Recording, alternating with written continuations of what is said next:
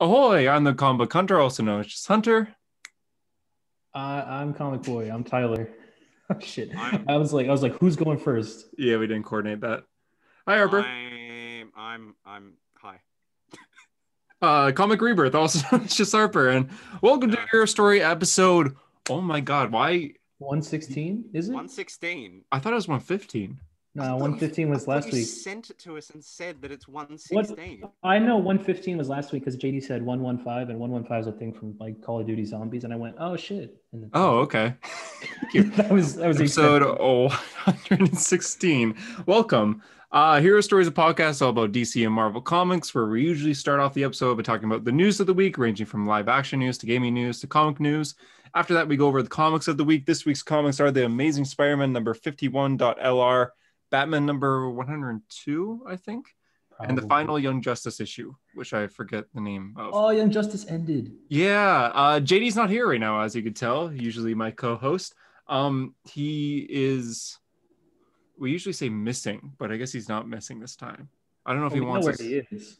Yeah, I mean, I won't say his address is where he is. I think I don't know his address actually. I have it somewhere on my phone because I've sent him comics before. But what a weird fucking tangent to him. I know where he is actually. I mean, like physically, I do. Oh yeah. Maybe don't say like his exact address on the show because he might actually still be there by the time the listener is listening to this. He's not here. He got overwhelmed with college and things like that. So he's like, oh, I can't talk about comics this week. I'm like, well, I will assemble the Avengers here. And that's kind of foreshadowing because we might talk about Avengers later on the show here. And if you're on Spotify, thank you for listening. If you're on SoundCloud, thank you for listening. iTunes, and we're also available on youtube.com/aherostory. But anyways, welcome. We're going to start off the episode with the news of the week. So that was quite the intro there. News of the week, Doctor Strange 2 is looking to cast someone as a mentor role. Tyler, I feel like you know more about the Marvel Universe than I do. Harper, I don't know if you know more than Tyler. No, he does not. Absolutely does not. Okay, mentor role in Doctor Strange Multiverse of Madness. I'm guessing Madame Web? I don't know about Madame Web. I think maybe like another ancient one. Oh, you think like another sorcerer? Because it didn't say if it was like another sorcerer supreme or more of like a multiverse type mentor role. No. Well, in the first Doctor Strange, Mordo has this staff, and he says, "This is the staff of the Living Tribunal." And in Marvel, the Living Tribunal is the multiverse. He's a thing. He's a guy that inside of him the multiverse lives. So I mean, it could be that. I mean, they've set it up already. But I have no clue. Any theories, Tyler? Harper? Yeah. Nah, no, not really. It just sounds like anytime I hear anything about any MCU news at the moment, it's just we're looking for someone for a mentor role in any movie. Yeah, that's good. Oh, who could be a mentor role for a character who's like 45 years old? Like I know it'll feed into the story. It just sounds dumb. That's what like we when said you hear the before report. We started recording. I was like, oh, his mentor is going to be Uncle Ben. Like, for Doctor They've just Strange. completely swapped everything around. I mean, they cast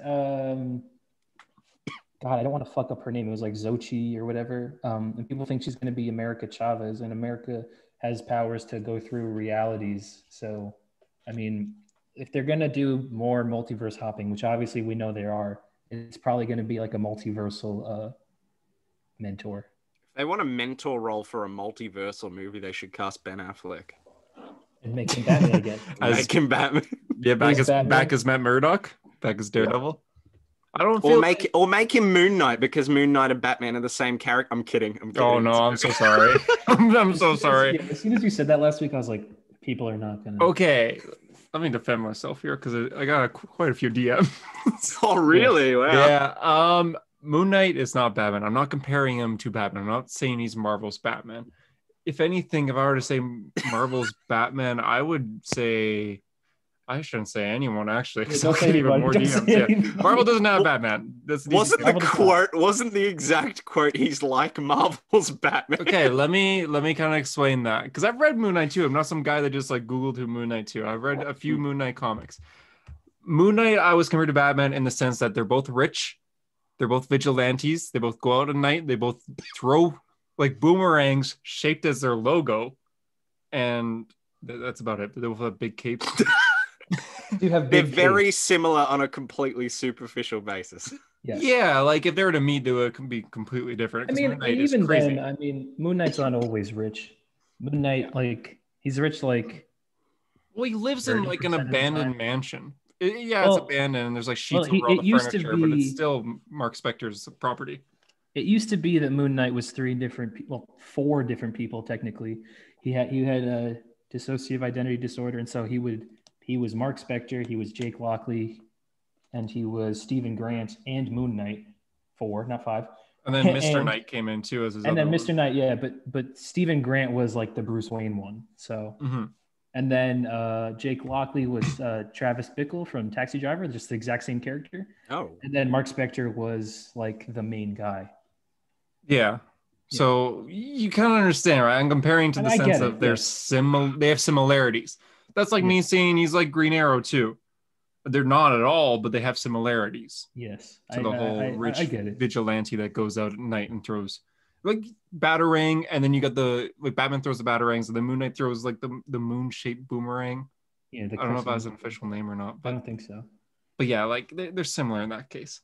Moon Knight also like murders people too, so very brutally at times. So they're different, but that's just me defending myself here. Funko Pops. Those little bobbleheads. I wonder if I have one on my desk. Yeah, I used to collect these. Unfortunately, I'm one of those people. I have one in my room. I have Oh yeah, Harper has some right there. YouTube. Oh God, I don't want to. Story.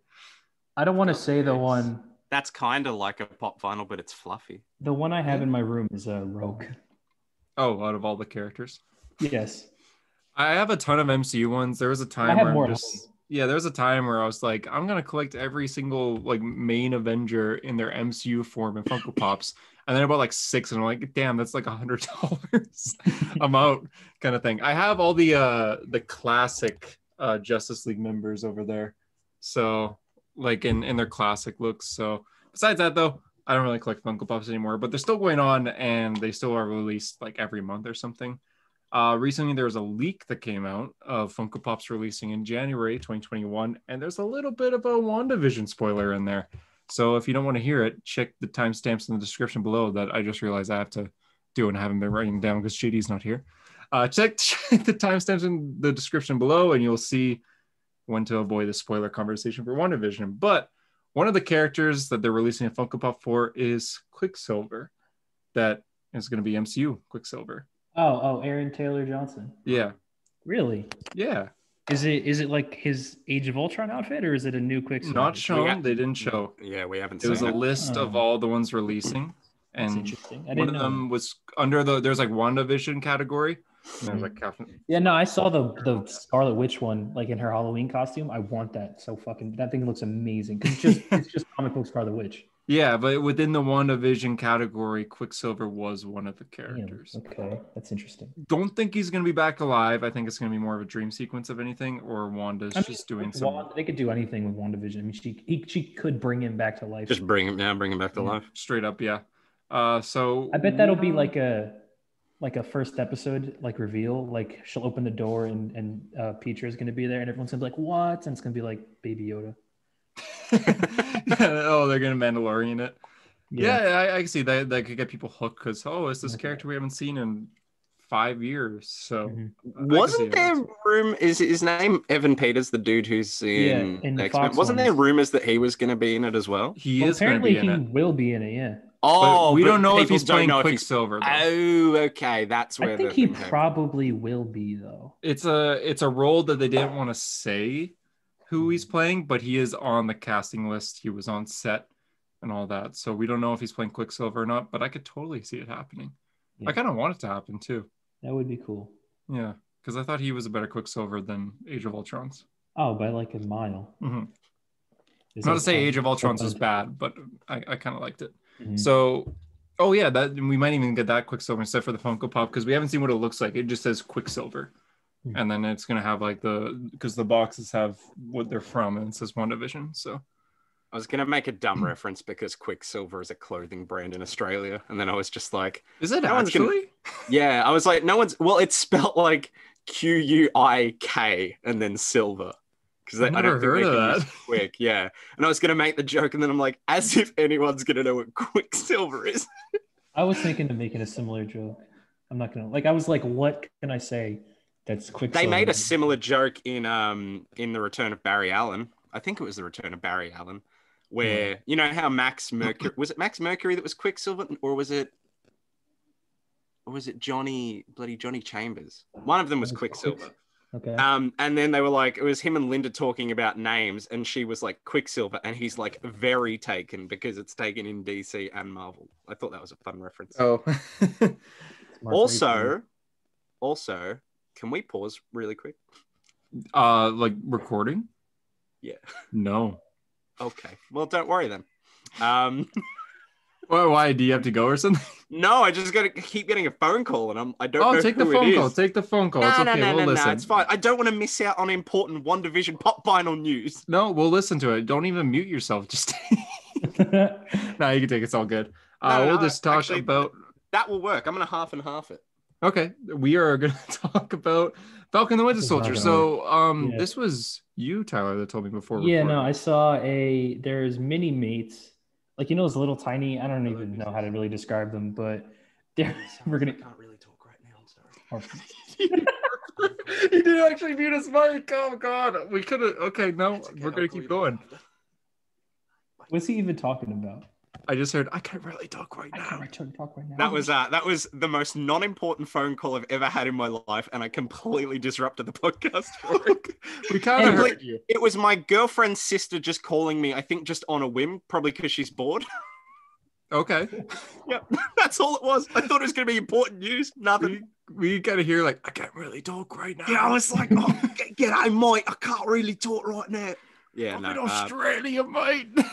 Well, that was a derail, but like this podcast, JD, we whatever, man.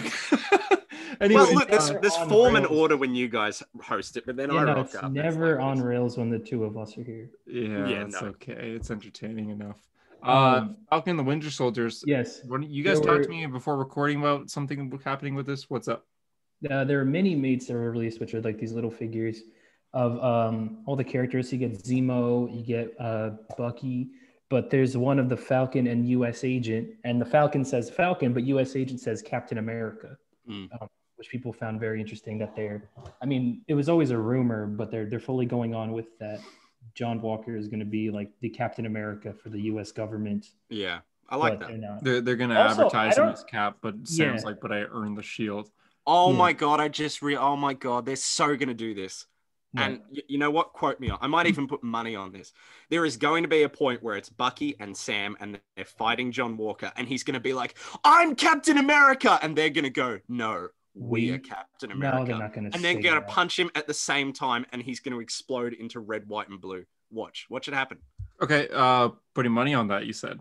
Yep, 9,000. No, I don't know. I'll put 10. I'll put $10 on the idea that they're both going to say 9,000 Australian dollars to US is like me giving you a quarter. Yeah. So. Well, Australian dollars to Canadian dollars isn't too far apart, so I'm down for this, Harper. I bet $10 that they will at some point say like we are Captain America. There'll be something similar where they do like a united kind of stance, and they'll be like, no, we are the Flash. Or they both at the same time are like, no, you move. They'll do something like that. Oh, they might do something like that, but I'm still willing to take the bet. I actually would, as cheesy as it is, it's very comic booky. Yeah, I wouldn't mind. Also, I don't know if you guys saw their set videos when they're filming where U.S. Agent, Captain America, I guess, has someone's like head against a rock. Yeah, and he's got the shield, he's got the shield. Oh, yeah. Them like on the head, like with the point of the shield. Oh, geez. Yeah. So what Cap was going to do to Tony at the end of Civil War, but then what it looked like he was going to do. Yeah, it looks so brutal. I'm excited for this show. Like he's beating the guy to death. That is, side note, like very briefly, that is one of the best parts of that movie. The fact that they are so divided in that part that Tony actually thinks Cap is going to do that is like so heartbreaking. Go on. It's a good ass movie. Hunter, do you like that movie? I love that movie. I love Civil War. Yeah. It's in my top 5. Sorry. That is the best Avengers It's in my top 5 MCU movies ever. So. Legend. Thank you. Yeah. Harper, I'm down for this bet. Like for real, right now. Oh yeah, that's fine. $10. I'll do that. Yeah. What? Okay, cool. We have it recorded. Let's. Oh no, you don't do comicsology stuff, do you? You're mostly physical. Mostly physical, but I still have a comicsology account filled with Black Panther, and that's about it. Ah, right, because it was all free. All Yeah. right. Never mind. $10. Yeah, $10 is fine. All right. Now going on to, I guess, we'll go on to the DCU news now because that's it for the MCU news. Batman v Superman. We rewatched it recently. I'm just adding that to the news real quick. Unfortunately, yes. I forced Tyler and Harper to rewatch Batman v Superman with JD and I. It's on our YouTube channel now, youtube.com/HeroStory. There's like a little 20-minute highlight video. Oh my God, Warner Brothers copy striked me literally like 100 times. Yeah. To upload this. Yeah, they hurt you. Yeah. We had to cut our Thor Ragnarok talk. Yeah. Boy, Harper and I were so bored during the Batman Superman fight that we were like, I really think Thor Ragnarok's a good movie. And you were like, I agree. Yeah, we were JD, so like, no, bored. it's not. So yeah, we might do this again for Thor Ragnarok, or I think someone mentioned maybe doing like Daredevil or like the Elektra movie. Goodness gracious. Because that's bad for all of us. But if you guys want us to do more kind of reaction highlight videos, just let us know. But yeah, I'm counting this DC news here. Now, for actual DC news, the Snyder Cut trailer is missing. It was cut by Warner Brothers copy strike their own trailer. It seems. Do you know why? Did you see why? There's an actual reason? There's a reason. Was it not? Yeah, apparently it was the music. Apparently it was something to do with the rights for the music, which is so funny because I love the idea that they put the trailer together and then put it online. And then like Leonard Cohen's estate is just like 2 months later. Can't use that. Yeah. Months later, yeah, he probably just found out about it. Interesting. I wonder if we're gonna get like a recut one or just a new trailer in general. Can we be honest? Like the Hallelujah didn't really suit the trailer. I thought it was good. I understand that they're just like Hallelujah, like the movie's coming out. Yeah, but that's what I mean. So Zack Snyder's fans, here we go. This will be controversial. Zack Snyder's fans treat him like he is a god, right? So that trailer comes out and it's like Hallelujah, because it's like them acknowledging the fact that Zack Snyder is this omnipotent god of Warner Brothers and DC. Yeah. So when I watched it, I was like, oh my God, this is so wanky. It's like, oh, look how cool it is. Zack is back. Just put in like any other song that actually fits the trailer, because it really didn't. Like you're cutting to all these shots and then Hallelujah's playing in the. It's like when he inserted Hallelujah into Watchmen. Yeah. It didn't really suit that. Didn't really fit. Yeah. People know the scene I'm talking about. I know exactly. Probably the most watched scene in the movie. I haven't seen Watchmen in a long time. It's not good. I'll give you a hint. It's like. No, I know what it is. Yeah, no, I'm just saying. I'm surprised you know what that is, so I figured I'd say. I don't like Watchmen. Like straight up. Maybe movie. We'll go off topic. No, I love the graphic novel. Like I love the comic. Okay, thank God. I mean the movie. I think Watchmen's incredible. I mean the movie, I don't like at all. Yeah, the movie sucks. I think it's awful. And people are just like, how can you like the comic but not like the movie, because they're exactly alike? No. See, I've done rants, I've done posts about this. The Watchmen movie on a superficial level looks like the most comic accurate movie in existence, despite the fact that it has none of the subtext, none of the subtlety. It takes things that were important to the book and completely flips them and then pretends like, well, we matched this panel, so we're comic accurate. Like I think Dr. Manhattan is good. I think The Comedian is good. Agreed. But stop making Dan look like this badass in his suit and then try and convince me that he's like, yeah, or Rorschach as well. Rorschach shouldn't be cool. He shouldn't be cool. He's a mentally unstable prick. Like there's the scene where he goes to the guy, I forgot what he did, but he like handcuffs him to like the pole. He killed a little girl. He killed the little girl. In the comic, what he does is like there's a fire that could possibly happen, and Rorschach walks away. But in the movie, he butchers the guy's face. The point in the book was that Alan Moore, it was either Alan Moore or Dave Gibbons, but maybe collectively, they decided that they were going to keep the main, like the first 11 kind of issues pretty tame with violence, so it wasn't terrible. Like if you see things happen that are horrible, they're kind of in silhouette. They kind of cut away in times. Yeah, so that when you get to at the end. Yeah, when you get to the final issue and you see the squid and all of these dead people, you're like, oh my God. And that's the same reason they kept that 9-panel grid, and then the only issue with splash pages is that last issue. It's just the blood and the gore and everything. It's shocking. But in this movie, other than the squid, all the death at the end, we're kind of used to it at this point because we've seen people die. Like Night Owl and what's her face? Silk Lori. Spectre. I haven't seen this movie in a while. Sorry. When they're walking down the alleyway and they're gonna get mugged, in the comic they just kind of like punch them and run. But in this one, they like, yeah, they're like ripping their bones out of their bodies. It's like, Jesus Christ, they're just punch and run like you did in the comic. Can we also talk about the fact that I unless I'm misremembering, don't they give the nothing ever ends line to someone else? Like Adrian and John don't have that talk. Probably. I'm pretty sure they don't have the talk where Adrian's like, in the end, I did the right thing, didn't I? And then John's also, like, in the end. I do distinctly remember the exact ending of the movie being when he's reaching for the journal, and then they play the Rorschach line from the beginning as if you don't know. That's like they play the Rorschach line, flashback to and then Martha. they're expecting you to go, oh, it's Rorschach, as if you didn't know. Like, my personal favorite thing is that people who clearly don't read comic books always say, "Oh, them changing the ending from the Squid to Dr. Manhattan is like so much better." But as many people have pointed out, and I'm as sure as we have all pointed out, it makes far less sense because the whole plot with Adrian is that it's supposed to be an interdimensional squid that came to Earth, could have landed anywhere, could have attacked anywhere, killed anyone. Dr. Manhattan is Dr. Manhattan. He's an American. It would look to all the other countries, it would look like, oh, they finally pushed him to his limits and he retaliated against America. They shouldn't have to fear him. Like, why would they expect that he would come to them? Like, they have nothing to do with him. Random interdimensional squid that just happened to come to Earth, that could come for anyone. So that makes sense to unite against that threat. But Dr. Manhattan, it's like, also he just left and people knew he was gone anyway. So like, why would they want to unite? They're like, oh, he's gone, whatever. He attacked America. He got annoyed at America.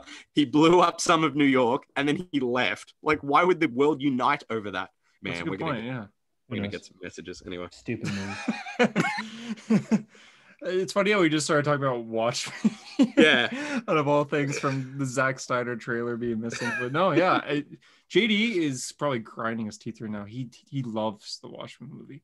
Like, but he's an idiot, and that's fine. And I'll go on record and I will say that JD, is his name public? I don't think it is. Maybe we. Okay, well, he's commented it a few times. JD's not his real name, guys. It's only Bruce Wayne knows. He knew a week before it was revealed. well, Mr. Bleep D Bleep is an idiot, and I'm going on record right now. And you know what? He hasn't even read that many Flash comics. Yeah, it's true. In fact, Real World of Flash has actually read more Flash than JD. Oh, Eunice. The Eunice shout out. Yeah. Sorry, JD. Sorry, Eunice, if you're listening. Eunice has been on the show before too. And that was my last episode of A Hero Story, guys. It was great to be on with you all. Yeah, all good, man.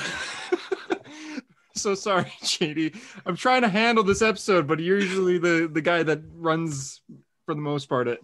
Anyways, now to continuing news. That's it for live action news. Now onto gaming news. Oh my god, this is so cool. Spider-Verse suit was revealed for Miles Morales, and it's animated just like the movie. It's not just like a reskin of the regular suit. It's like completely designed differently, so the body's a little different. So good. It's so fucking cool. It's the coolest fucking thing ever. I'm gonna wear that suit and never take it off, and then I'm gonna play Spider-Verse and put on the suit in the game and never. It's so fucking cool, man. And that's it. It's so cool. It's the coolest thing ever, and I love it. It's not like the PS4 game where you change suits and it's like you look different. Like, there's completely different animations for this suit entirely. Like, it's been completely redone. When you swing webs using this suit, it's gonna look a little bit different than when you swing webs using any other suit. It also has like the sound effects pop up when you hit people. Yeah, like the bang pow sort of thing. It's so cool. When you jump off a building, you could do a pose where you like the end of the movie where he puts his hands behind his head and just leans back, kind of thing. It's so cool. And you could choose to do like I think 12 frames per second. Yeah, I mean, in the movie it was 12. So I'm assuming. Yeah, doesn't he start as 12 and then as he gets better at swinging, he matches 24 with Peter? Yeah, exactly. Yeah. It's right when he enters like the place with the Kingpin and all the spider people. That's when he matches. But before then, he is, or it might be the What's Up Danger scene when he officially matches. But you could choose to turn it off if you don't want, because some people complain that, oh, it kind of hurts my eyes kind of thing because it looks like he's lagging. I think it's cool, but it can be turned off for those complaining about it.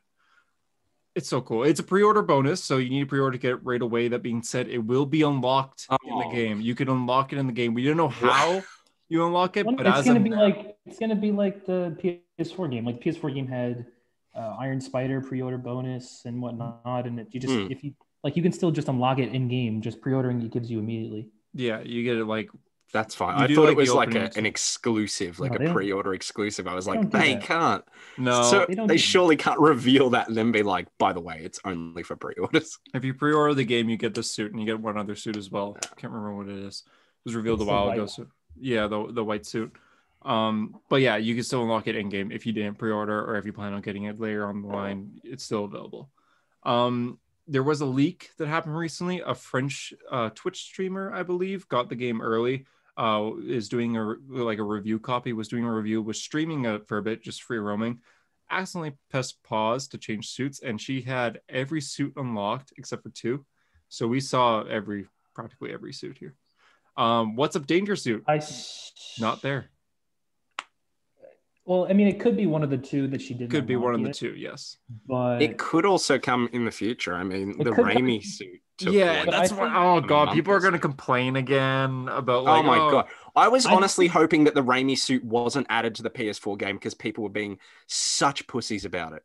People were just freaking out all the time. We deserve it, bitch. You don't deserve anything. You just got like the greatest Spider-Man game ever. Like, just be happy with what you've got. Like, and Insomniac just revealed in November, like, hey guys, it was for Christmas. Good. Yeah, we were going to reveal this for Christmas. Calm down. Yeah. It's in the game. It was like a Christmas. Yeah, they clearly already made it too. People just like jumped the gun and just assumed like. So I feel like that could happen for the What's Up Danger suit. Well, it also I think they're going to have a suit in the game that's with the regular Miles model that's based on the What's Up Danger suit, because it's on the cover of the concept book. Yeah, with the green jacket. Mm-hmm. It's similar, but doesn't he have like the red mask for that? Well, no, that's a different suit. Oh, okay. There's a cover, like they released the concept art book, and on the cover of that, he's basically got the What's Up Danger suit, but it's modeled like the model in the game. Okay. Yeah, I'm okay with that. Really Does he have like the shoes or? Yeah. Okay, that's cool. No, I thought he has like.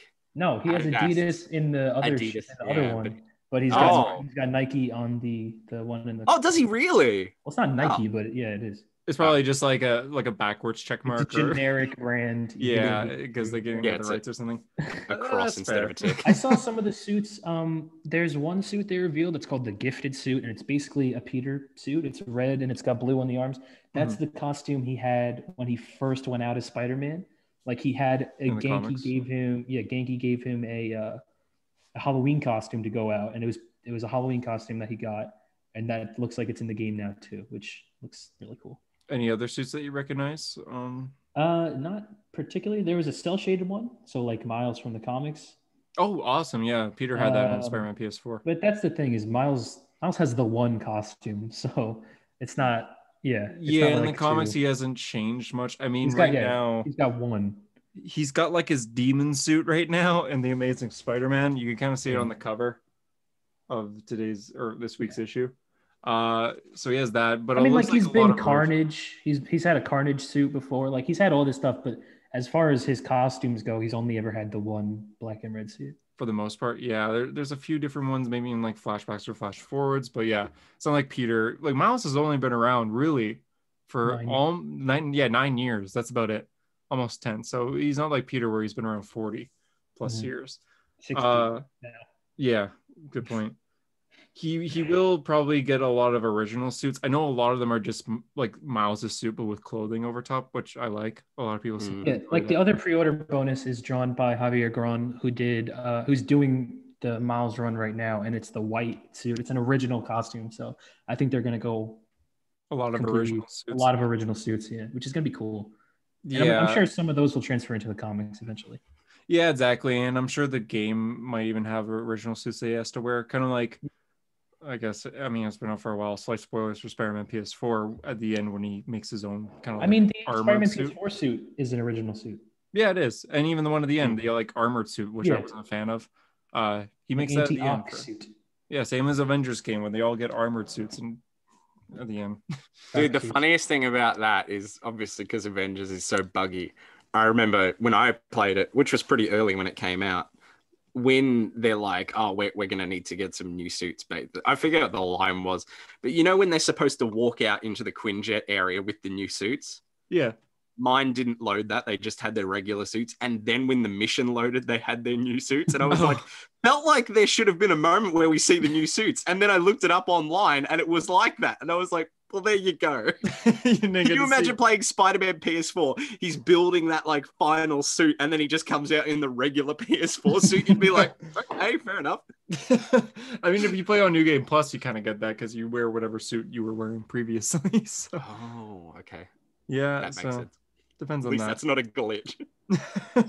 Pretty much. And yeah, I mean, Miles Morales is out next week. It comes out Thursday. We actually record these podcasts on Thursdays, so maybe like general. Oh shit, that is a week from today. Oh my god. Yeah, so general first thoughts maybe on next week's episode of A Hero Story, but probably full game review. I will probably have it finished by then. I mean, if I get my hands on it. JD, when we reviewed Spider-Man PS4, he finished it in 2 days. And he didn't tell me, so we go on to record it, and I'm just like, oh man, I just finished the part where he's on the train. He does like the Spider-Man 2 reference. He's like, oh man, I finished the game. No, I finished it on the Friday, like the night it came out. Damn. Yeah, because it's short, like I said. Oh my god. It's not short. I just it's a short game. No, I just love Spider-Man, and it's not a short game. I think it's a short story. Like I feel like the story is as long exactly as it should be. Harper. And if you rush through it, you're objectively wrong here. I'm not objectively wrong. You are. He kept saying, for people that don't know, because he brings up things and I was exaggerating. About Spider-Man PS4. He was like, God, that game was like 8 hours long. And we're like, what are you talking about? Harper said it was like 6 hours. I said 6, which was an exaggeration, but I will stand by that it's around 8 hours. It's not. It's 20. Nah, it's not 20. It's no way it's 20. But you realize, Tyler, how did you beat it in a day? Because I sat there and I didn't beat it in 8 hours. I beat it in like 15. 12. Well, Harper, you know Tyler doesn't sleep. Yeah. Do I? Well, I'm always I don't really keep track of Tyler's sleep schedule. Well, whenever you're awake, it's 5 a.m. for me. Unless I'm like peering in through the window, I don't usually keep track. Which he does do that often. Dude, Tyler's eyebrows, as I said that, just went. Just trying to comprehend it.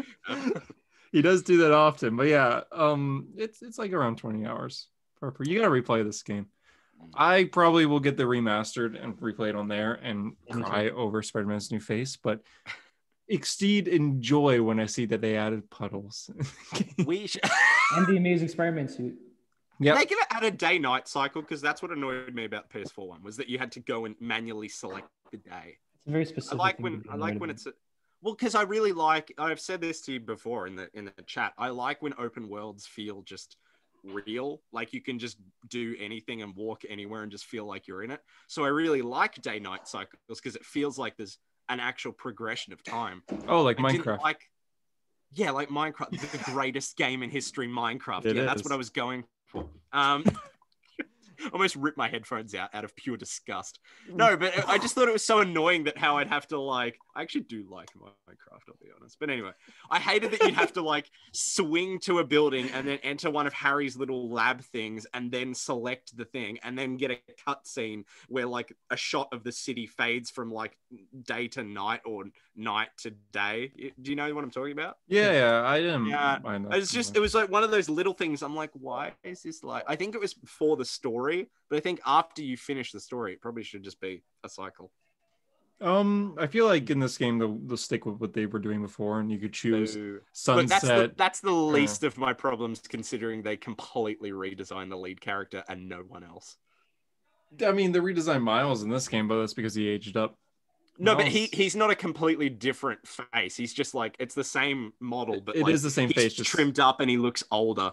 The new guy doesn't even look bad. It's just that we're so attached to the original guy because we've seen him go through the entire story that it's so weird to then completely replace. And it's even weirder to me that no one else is replaced because I'll look at other people and I'll be like, oh, there's Mary Jane, but she's with someone that I don't recognize. Like I don't see that as Peter because I've played it already. Like, It's not quite the so same, but it's like if they recast a Tom Holland, but they continue Tom Holland's story. No, It's I like think if that's they- exactly what it is. That's No, exactly. it's not like if they. It's not if they recast Tom. It's like if they put a face app thing and then made Homecoming again Yeah, with yeah. a different actor.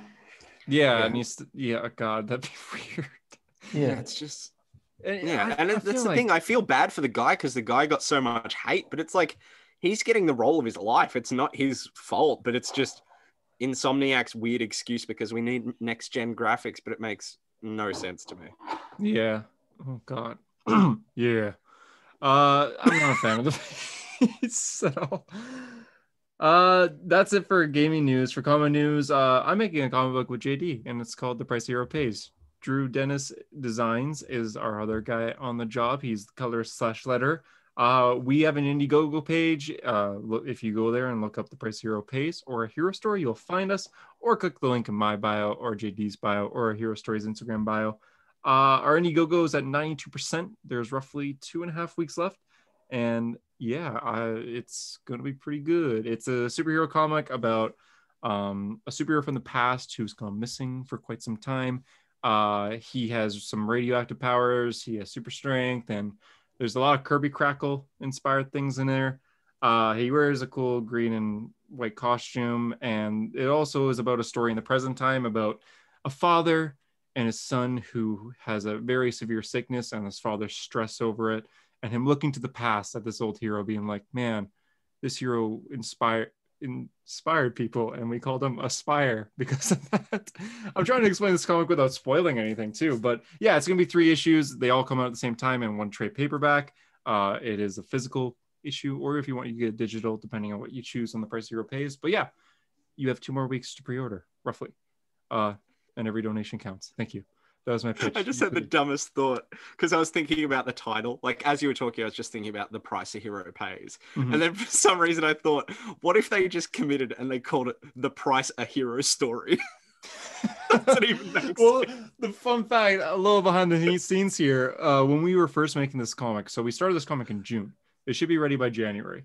But we were in a call and we're just like, man, we got to figure out like story ideas and character design and just things connecting and stuff like that, because it's a story from the past and present. And JD was just like, yeah, man, we have to think of like several different ways to say the word a hero story here. So he's writing the script and he's just like, I gotta find some ways to say a hero story in this. So we actually have like a few areas where it's just like, Oh my. son, let me tell you about a hero story from the past kind of thing. See, that works though, but if I read a single part where someone pauses and they go, a hero story, I'm gonna like just sit the book down and message you and be like, Well, we have "What's up?" here Will Smith come out and be like, what are we, some kind of hero story? Oh my So, god. What a reference. We're What putting a it in timely reference to a movie people really give a shit about. for a comic book, an indie comic book of all things, coming out in 2021. Tyler, you poked yourself in the eye with your glasses. I saw it. God damn it! I saw it. And that's it for the news of the week. God, this is hectic. This is good. Now for the comments of the week, thank you for joining us at this time frame of roughly 4 hours in. Oh god, we talked about Minecraft for so long. Want to start with the comic that Harper probably didn't read, The Amazing Spider-Man number 51.lr? The only one I didn't read. Yeah, that's Sure, what we'll yeah. start with. I imagine Tyler read it. Tyler, do you did. know what 51.lr means? Yeah. Last remains in the first Oh god, LR. Ah. that's so See, obvious. I didn't. Does it not say last remains on the goddamn cover? It does. It says on the very top, last remains. Yeah, I have it right here. But the thing is, because the Amazing Spider-Man's going like, oh, we have Yeah. issue 50 and then issue 50. Well, I was LR. reading in the first last remains issue. At the back, they explained why they're doing these, and they said the story they have is so stuffed that they needed to have a book that explained where the side characters were. So Mary Jane, Harry Osborn, Norman Osborn, the other Spider people, all that stuff. But it doesn't fit into the main book. So the main book is Spider-Man, Peter's story. LR is Mary Jane, Norman, the other Spider people, all that. That's why they're doing this. Okay. And it's probably going to be collected and trade all as one. Yeah, that makes But- sense, because I don't think Yeah. Peter showed up at all in this No, entire Peter issue. doesn't show up in either of these issues. Okay. Yeah, because it's mostly about Mary Jane, and then Mm-hmm. the Order of the Web. So Miles, Gwen, Yeah, they said like these issues Jennifer. are. It would have been way too stuffed in the main story to fit all these characters in there. Okay, that makes sense. Issue in general, what did you think?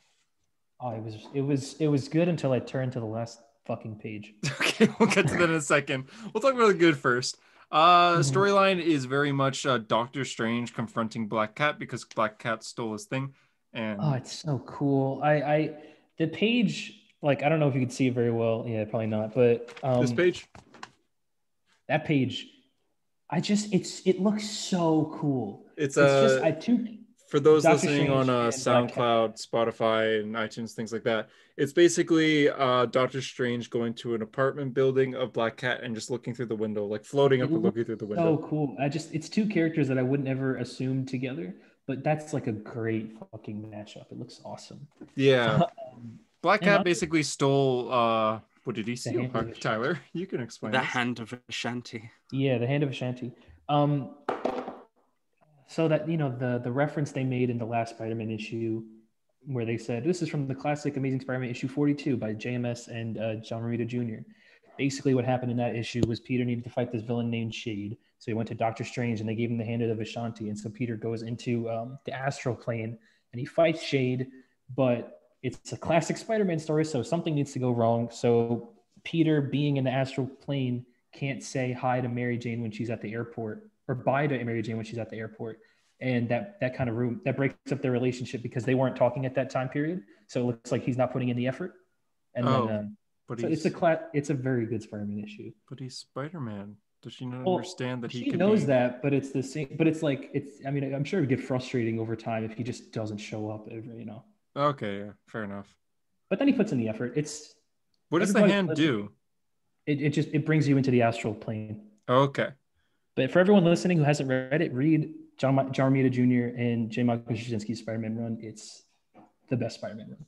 Oh, really? Okay. Best 616 Spider-Man run. You disagree, Harper? Oh no, I'm just saying don't read Spider-Man. Oh, you hate Spider-Man. I don't like that at all. Anyway, like the rest of this issue was cool. I mean, Sin Eater.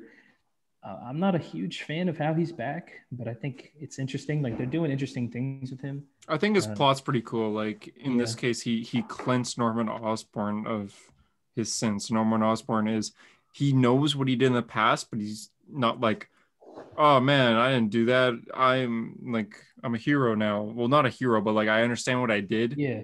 And now I'm gonna try to do what's right. So in this issue, he actually not Mary saves, Jane. but helps Mary Jane get out of a bad situation. Where Mary Jane got in a car crash and Norman Osborn's there to help her, which is interesting. We don't really see where that goes. I guess we'll have to wait till the next one. Last page, Morlun returns. Explain. Hated it. Explain who Morlun is? Yeah. So in that same Spider-Man run, the John Romita Jr., J. Michael Straczynski run, what are you talking about? Harper keeps making faces. Yeah, I was trying to wonder what he's doing too. Shut up. Every time you bring up something, I just go, ooh, how exciting. I'm just mouthing it into the camera. Morlun was this kid. All right, so get ready for this. I'm ready. My Spider-Man knowledge is Ultimate Spider-Man, Nick Spencer's run, Craven's the Last Son, Spider-Man Blue, like the major stories, and that's it. So when John, what's his name? J. Michael Straczynski, there we go. When he joined the Spider-Man book, he created this character named Ezekiel, who went to Peter. He had all of Spider-Man's powers, and he went to Peter and he said, "I know you're Peter Parker. What if the spider bit you?" You mean you know you're Spider-Man? No, he said he knew that Spider-Man was Peter Parker. Okay, go on. Yeah, he said, "I know you're Peter Parker, and I want you to think about this. What if what?" He's clearly interested. Yeah. Yes, Tyler, tell me more. He said, "What if the spider that bit you was already had powers in it before it got irradiated?" So what if the radiation was just a coincidence? What if it already was meant to give you powers? And that kind of breaks Peter's mind because Peter always assumed it was a coincidence. This spider got irradiated and then it gave him powers. It could have been anybody.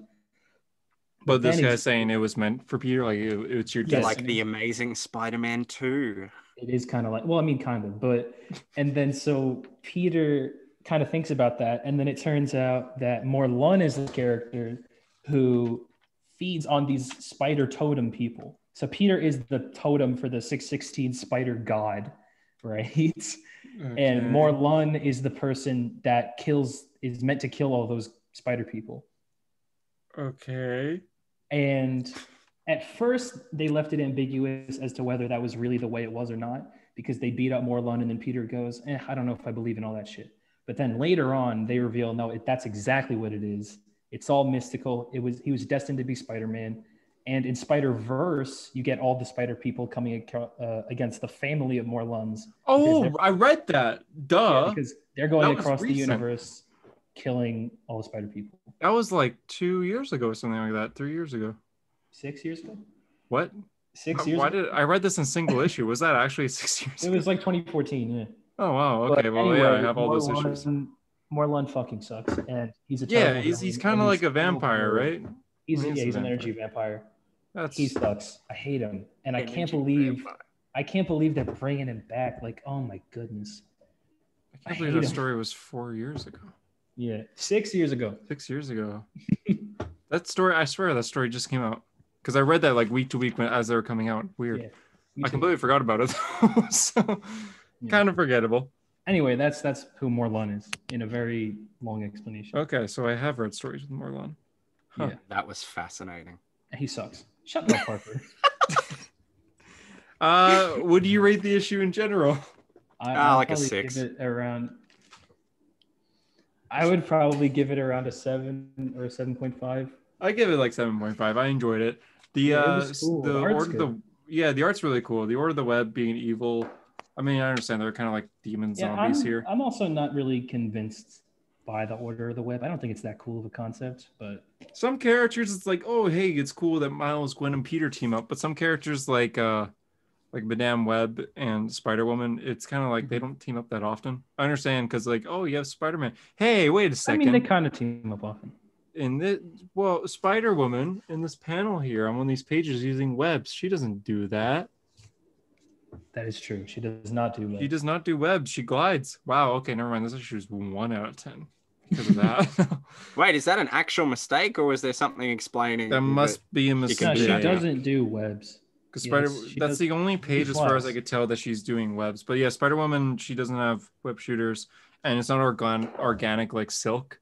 So she's just not a web person. She's like the only spider person that doesn't. Not even a spider person. I saw those panels that you sent about like he was talking to Luke Cage, and he was like, oh, she ripped off your name, and he's like, yeah, and he's like, are you guys related? He's like, no, and he's like, wait, so you're saying you guys have nothing to do with each other? And he's like, pretty much. They have nothing to do. That's why I'm so confused that she's even there. Like they're just like they just happen to have the same name. The same name and similar costumes in the eyes, I guess. But they were both on the New Avengers. Nothing related. Basically, how did she get her? I don't even know how she got her powers or anything. Was it? I'm not even completely sure either. But she, all I know, she was raised by Hydra. She then joined Shield. Right. Mm-hmm. Right. She's just like a secret agent. Her alliances are very like nebulous everywhere. She's part of Shield. She's also a superhero on her own thing, but she's mostly a Shield agent of anyone. She's more like Black Widow than Spider-Man. Yeah, absolutely. I mean, her and Black Widow are like a duo. Like in Hickman's Avengers, they're like the spy duo. Yeah, but as far as Spider-Man, she asked Peter. She did say like, "Can I be Spider-Woman? Can I use that name?" And Peter's like, "Oh yeah, go for it." I don't care. Yeah, he's like, I don't care. I don't care. Yeah. But that's like the only relation that they actually have. I don't think she even lives in New York. I don't know what they're doing with Spider-Woman right now. Yeah, so now they're just like, oh, Spider in the name. Let's put her on the Order of the Web with Miles. She was in Spider-Verse too. So yeah, I kind of like her on the team. I hope they kind of push her to be more of a spider person. But yeah, she doesn't use web shooter. She glides and she uses like energy blasts. But yeah, she's got very similar power to Miles. She has like that venom blast kind of thing. Mm-hmm. But yeah, that's Spider-Man. Batman, did you read that, Harper? Yeah, you could talk about it. Yeah. Yeah. Okay, Batman 102. Thoughts? Yeah. just nothing, right? I mean, It's the first reveal. I think the first reveal I have of another villain. Yay. another Like how many? villain. What is this, like the 15th character he's created? Yeah, he did Punchline, which was successful. Punchline, Joe, the Killer Clown Kid Hunter. Clown Hunter, which I think he's trying to push a little too much here. Yeah. He did the guy with like the cool mask that was just like blank Oh, and the red suit. yeah, Who was the right. designer, right? No, Designer was another No. one. Yeah, Oh my goodness. no. The guy in the red suit is a little different. I think he's kind of Wasn't cool. Designer like a corpse that was controlled by Joker, and it wasn't actually a character in the end? Something like that. He Probably. was a Yeah. character, but Joker killed him. Yeah, and took I right. remember people thought that was going to be Alfred. Oh, Oh, that would have been. I guess that probably would have been more interesting than just bringing Alfred back randomly at the end for it to absolutely mean then nothing, not. and for him to say, "I wish I was Aquaman's butler." Oh God, damn! I forgot about that. But yeah, this is the new character. Is it Ghostmaker? Is that Ghostmaker? Something like that, yeah. One thing about all these constant new villains, great designs. I think they've all had pretty cool designs. They do have really cool designs. I will say that. I like Ghostmaker's how he has like parachute pants, and I like the colors, contrast. What was up? There was like 15 different plots. Okay, so there's the flashback. So that's the main. There's the flashbacks. There's a Batman plot. There's the Harley Quinn plot. There's the Oracle stuff. There's like. So I guess let's talk about each plot. Let's start with the flashback here. So there's a flashback to when Batman was training. He's in his like early 20s, it seems. He's in Ireland in a place called the Druid Tavern, very D&D sounding. He gets like he's fighting a guy to teach him to use knives. That's what I got from that. Young Bruce Wayne is basically threatening someone, saying, "Teach me to use knives like you do." Yeah. Yeah. Okay. This guy comes along, I guess was a student with Bruce, calls himself Ghostmaker, threatens him. That's about it. But it seems like this is another villain from the past who's come back to Gotham to be like, "You are not doing your job right. I'm going to take over the city." How many times have we heard that before? Yes, Harper. I see you raising your hand. Hot take. Pew pew. I actually like this issue. Okay. I mean, I don't think it's bad. I don't think it's bad. If I'm honest with you guys, so the Ghostmaker stuff at the beginning, I was like, okay. Like he's doing the Twitter argument where it's like, if Batman really cared about Gotham, he'd funnel all of his money into blah, blah, blah. It's like, yeah, we get that. And then the comic book wouldn't exist. That's like his philosophy that he's coming at. And I was like, I don't care about this villain until you see the flashbacks. When he looks like Daredevil. Where he looks like Daredevil. For some reason, I'm like, I like the idea. It's because you're dense and you like saw the Daredevil thing. You went, oh my God. No, that's the guy from the other comic books. He's got the blindfold. No, it was literally because I'm so used to a new villain showing up and it being a new villain and then being like, who's this new villain? I like the fact that Bruce already knows exactly who it is and has a history with him. And so those flashback panels, when I was reading them, I'm like, oh, this actually feels like a League of Assassins kind of story where it's like a dude from his past coming back, which to me is more interesting than just here's a new random dude. And if I'm honest, I'm going to get so much flack. I enjoyed the kind of villain plot in this issue more than I enjoyed any of the villain plots in Joker War. No, I agree. Of that same reason. Flack for that. I think that's okay. I think it's pretty common that Joker War is a very much like an okay Batman story. It's not too good. It's not bad at all. It's enjoyable. It's not terrible. I think it's Hush. Kind of I think it's the new Hush. It's like a Batman story. Ghostmaker? No. I think Joker War is like the new Hush. It's like a Batman story with every character. It feels definitive, but it doesn't actually do anything, and it's going to be very easy for new readers. I thought you were talking about Ghostmaker as I also think I like this story because it's like the total opposite so far of Joker War, where Joker War was very slow building to like what it was getting to, which eventually was nothing at all.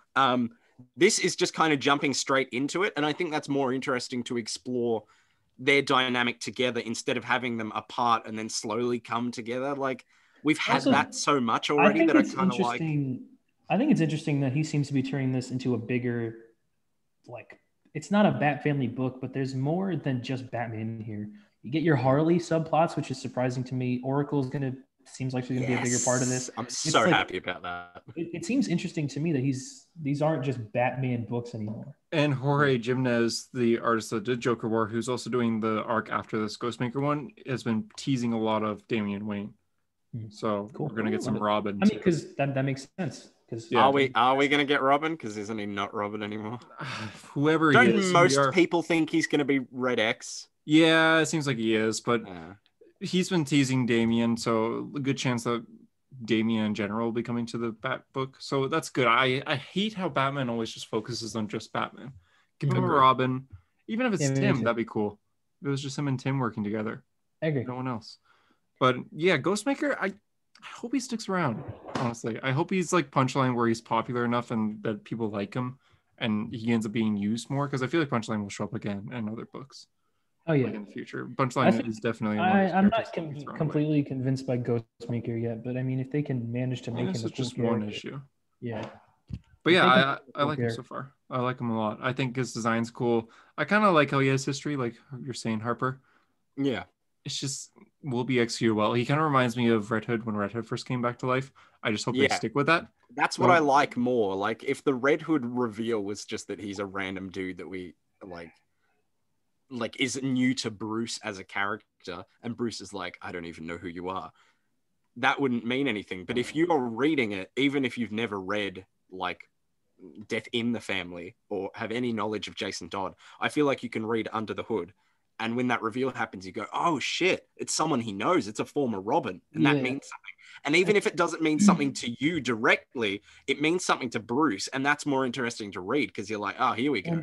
Whereas, I mean, I know he knows Joker. He knows everything about Joker, but I've seen so many Joker stories at this point that I don't care. It's like, oh, Joker's going to do a big plan. Harley's going to talk about how we need to break the cycle. What do? Not break the cycle, because they can't break the cycle, so nothing happens. And that's how I felt. At least this, I'm like, they could do whatever the hell they want with Ghostmaker. They could kill off Ghostmaker. I doubt they could. They could. In the last page of this, it says, like, spotlight on Ghostmaker, like the very last page, the back cover basically. It says the idea, this is Tynan speaking, it says the idea of giving a Bruce a rival in his childhood goes back to when I was writing at the back of stories to Zero Year, thinking a lot about the era in Bruce's life. From time to time, I would think about where I might be able to introduce a character like that. Then I realized that I needed another character to bring into the last story of 2020. So it's him saying, like, he's always wanted to bring in a character from Bruce's past to be a Batman villain, but now he has his opportunity to do it. Since 0 year. Damn, that's like 2013. Something like that. Yeah, that was a while ago.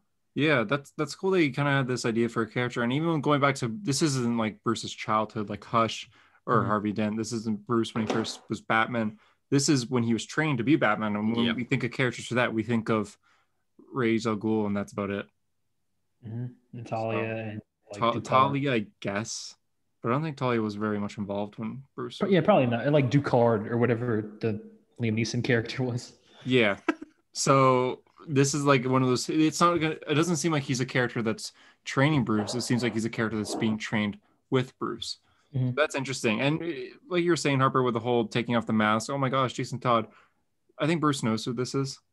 He knows, like. Oh no, he absolutely knows. He knows exactly. But that, to me, like the fact that he knows him makes that fight more interesting. Like him, when he rocked up and he lands that first punch, and then he says, Ghostmaker, you and I had a deal that you were never going to come back to Gotham. I was like, I want to know what that deal is. I want to know how they got to that point, because that's far more interesting to me than just. Yeah, he must have did something, but not enough to make Bruce send him to the prison. But like maybe they were allies. Like maybe he doesn't even want to fight him as a villain. I have all of these questions, and like I'm not the biggest Batman fan, but I have all these questions about like where this story's going. That's really interesting to me. Where I'm like, wow, maybe they were like allies and now they've fallen apart, or maybe they still kind of are. But he was doing the Jason Todd thing where Batman's like, I can't work with you like this. Like.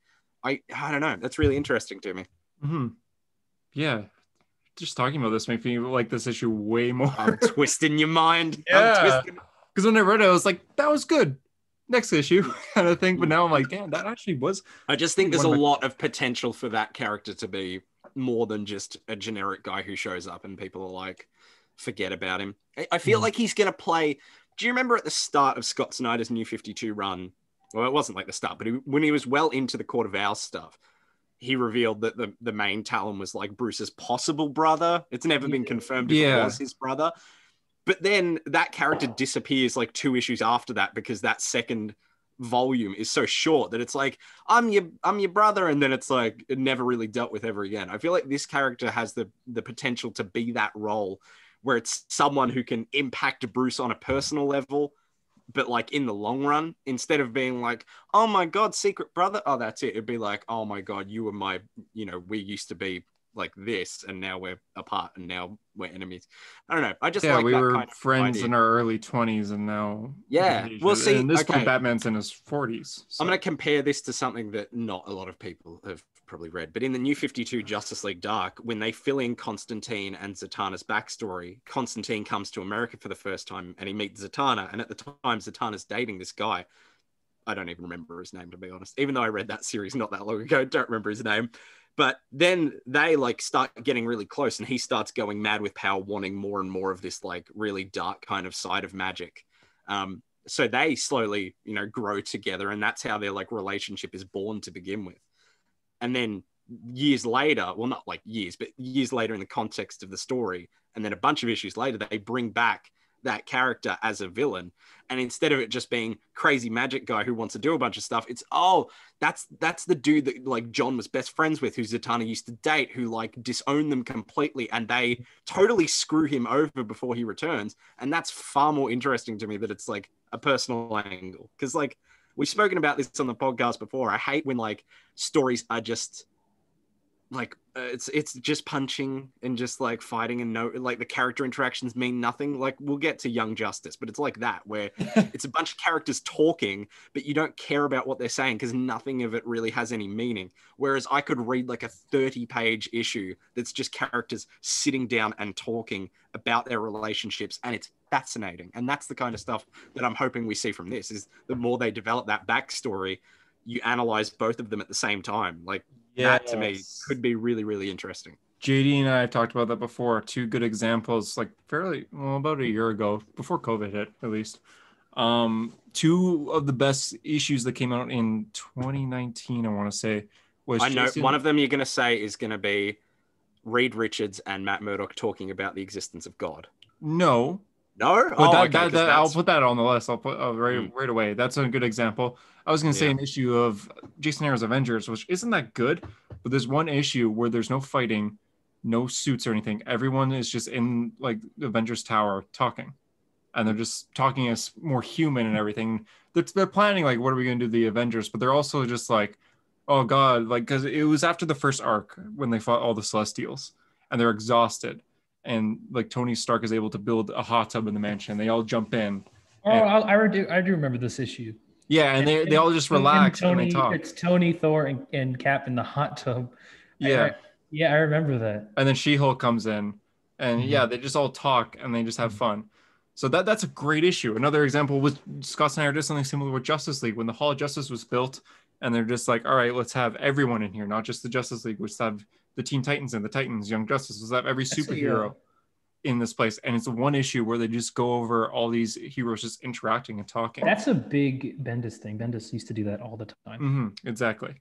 So it's just all these characters, they're suited up, but they're not fighting, they're talking. And we see the main leaguers like private rooms, how like Superman's is very much like a home office. Yeah, I remember that issue. Yeah. And Flash's is more like a workout room, I believe. Or Aquaman's has like this big pool and it's kind of dark in there. And it's nice.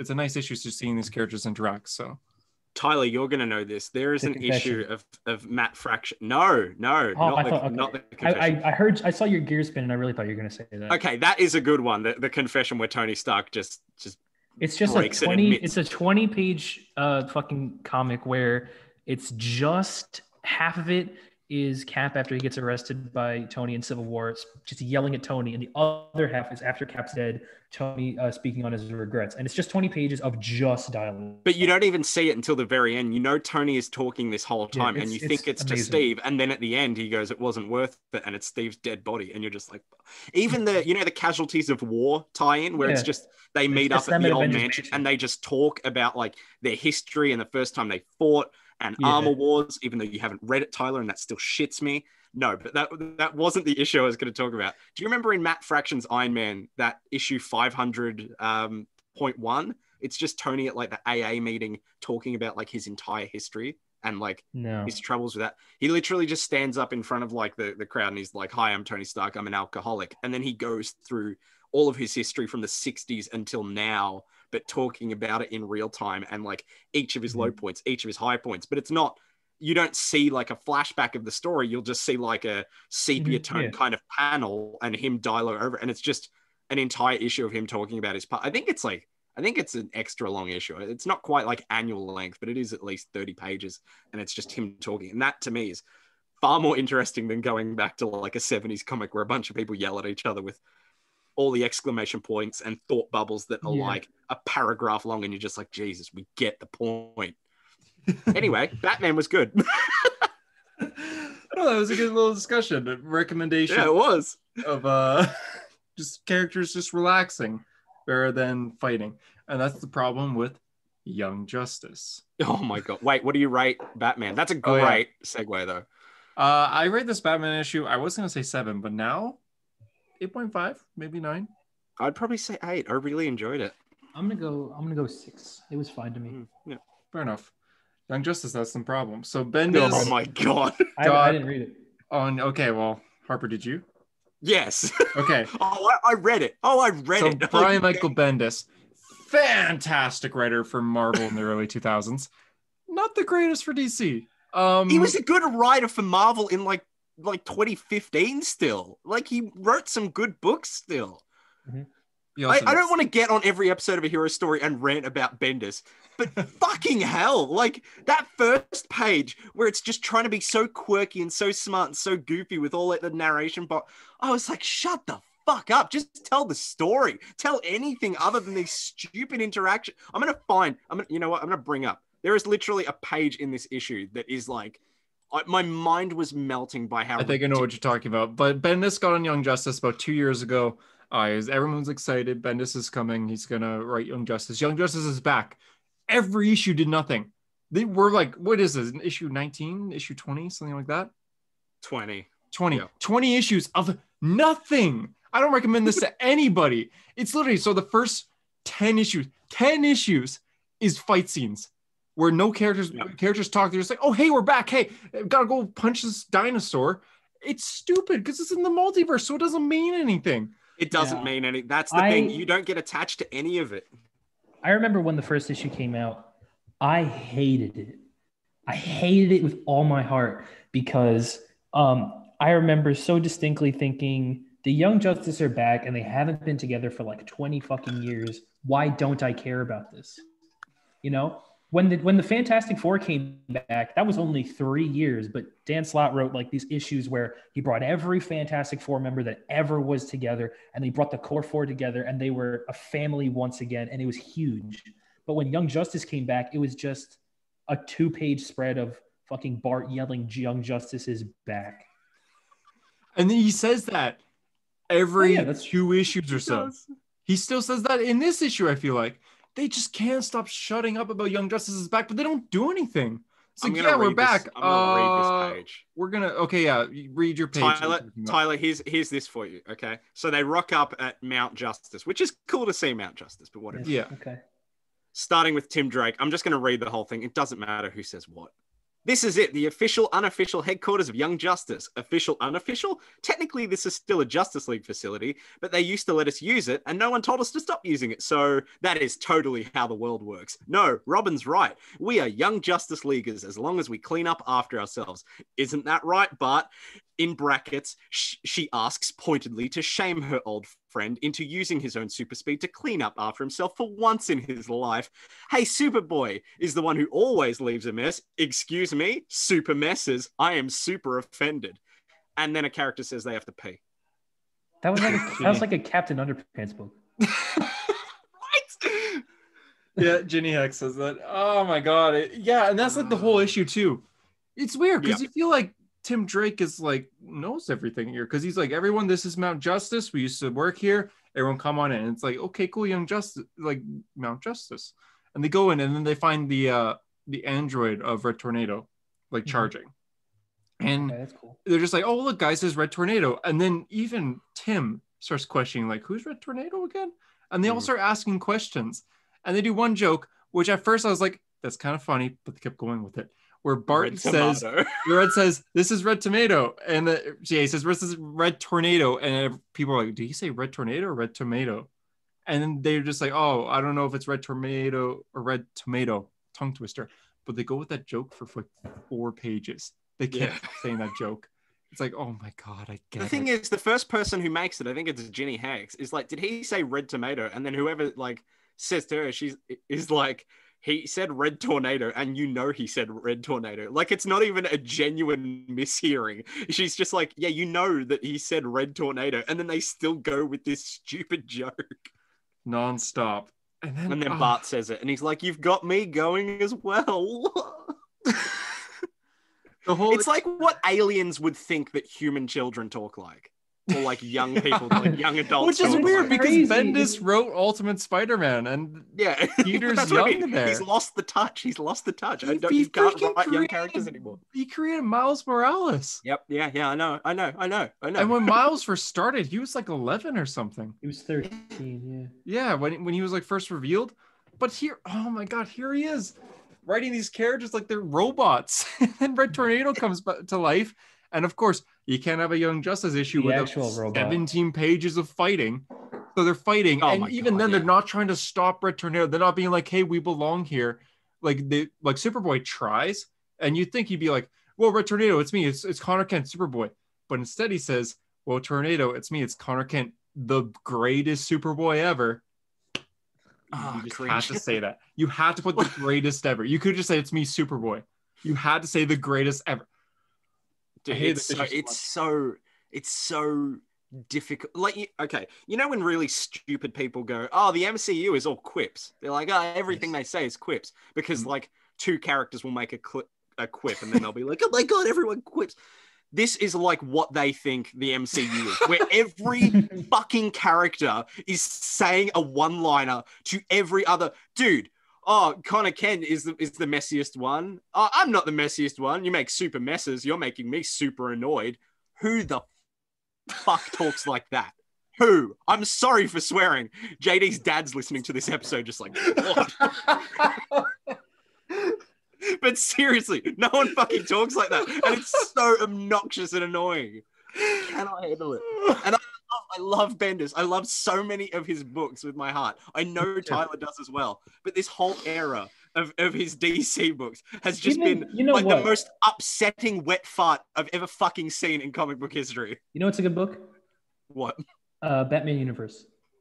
Oh, yeah, I've heard good things. Batman Universe is exactly what you're explaining. It's just a Batman story that's just stupid as shit. But in the modern age of dark and grim Batman stories, it's really fun. Okay. But this is really good.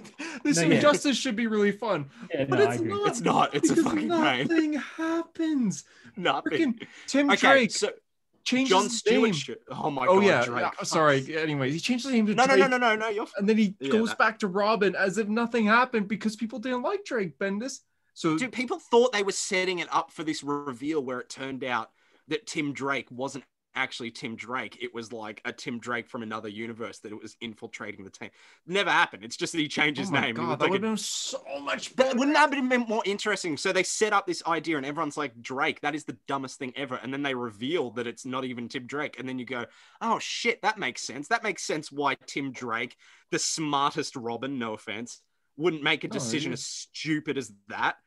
But no, they just never went there. And the only thing that happens in this issue is John Stewart, the Green Lantern, shows up and he says to the Teen Lantern, whatever, who gives a shit? Teen Lantern's the character that hacked a Green Lantern. And he rocks up and then he's like, give me it back. And then they're like, no, I'm not giving it back. And then he's like, you're going to give it back. And they're like, I'm not going to do it. And then he's like, you never should have had it in the first place. And then they're like, piss off. And he's like, hey, I'm not trying to be the bad guy. And that's pretty much the end of the issue. And then he flies away. What the fuck? Like John Stewart came because, hey, look, a 13-year-old girl hacked a Green Lantern power battery and is draining from Oa like alien technology. This should not be in the hands of a 13-year-old. Give it back. And then Young Justice is like, where are you?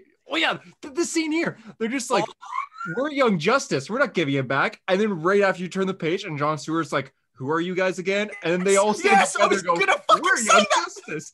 They said it twice. They just said it. I was legitimately about to bring, that was going to be my next thing, is that they go Young Justice, and then the very next thing is like, who are you guys? And they're like, Young Justice. I'm like, you just fucking said that. Because they just Bendis had to have the splash page of them all standing together. I see why Patrick Gleason moved to Marvel after 4 issues of this. Yep. Jesus. Oh, man. This Dude, was... there is like 2 people listening that love this book that are just like, okay. Comic Savior on Instagram defends this book so much, and no one knows why. This is Bendis is freaking following him on Instagram. Oh, yeah, that's probably why. We love you, Caleb, but also like you're reading bad books, man. Read better books. Yeah, Caleb. How about you read some proper books? Everyone knows that you're not even the savior of comics, dude. You probably don't even read them. Stick to your kiddie. You probably just watch Spider-Man the TV show. And that's it. I bet you watch Marvel's Spider-Man on Disney Plus. Anyway, yeah, this is just coming at everyone today. Dude, this is weird. Making enemies. This is weird because this is the last issue, and it doesn't feel not like that weird. at That's all. Good. Usually, yeah, it's good, but it doesn't feel. That's the real comic savior of this podcast. The real comic savior is that Young Justice has ended. When a book ends, it's usually like kind of like a wrap up. You wrap up the story, you have the characters all talk about what just happened, kind of thing, and it's like usually a feel good ending or like a cliffhanger where it leads to the next series coming up.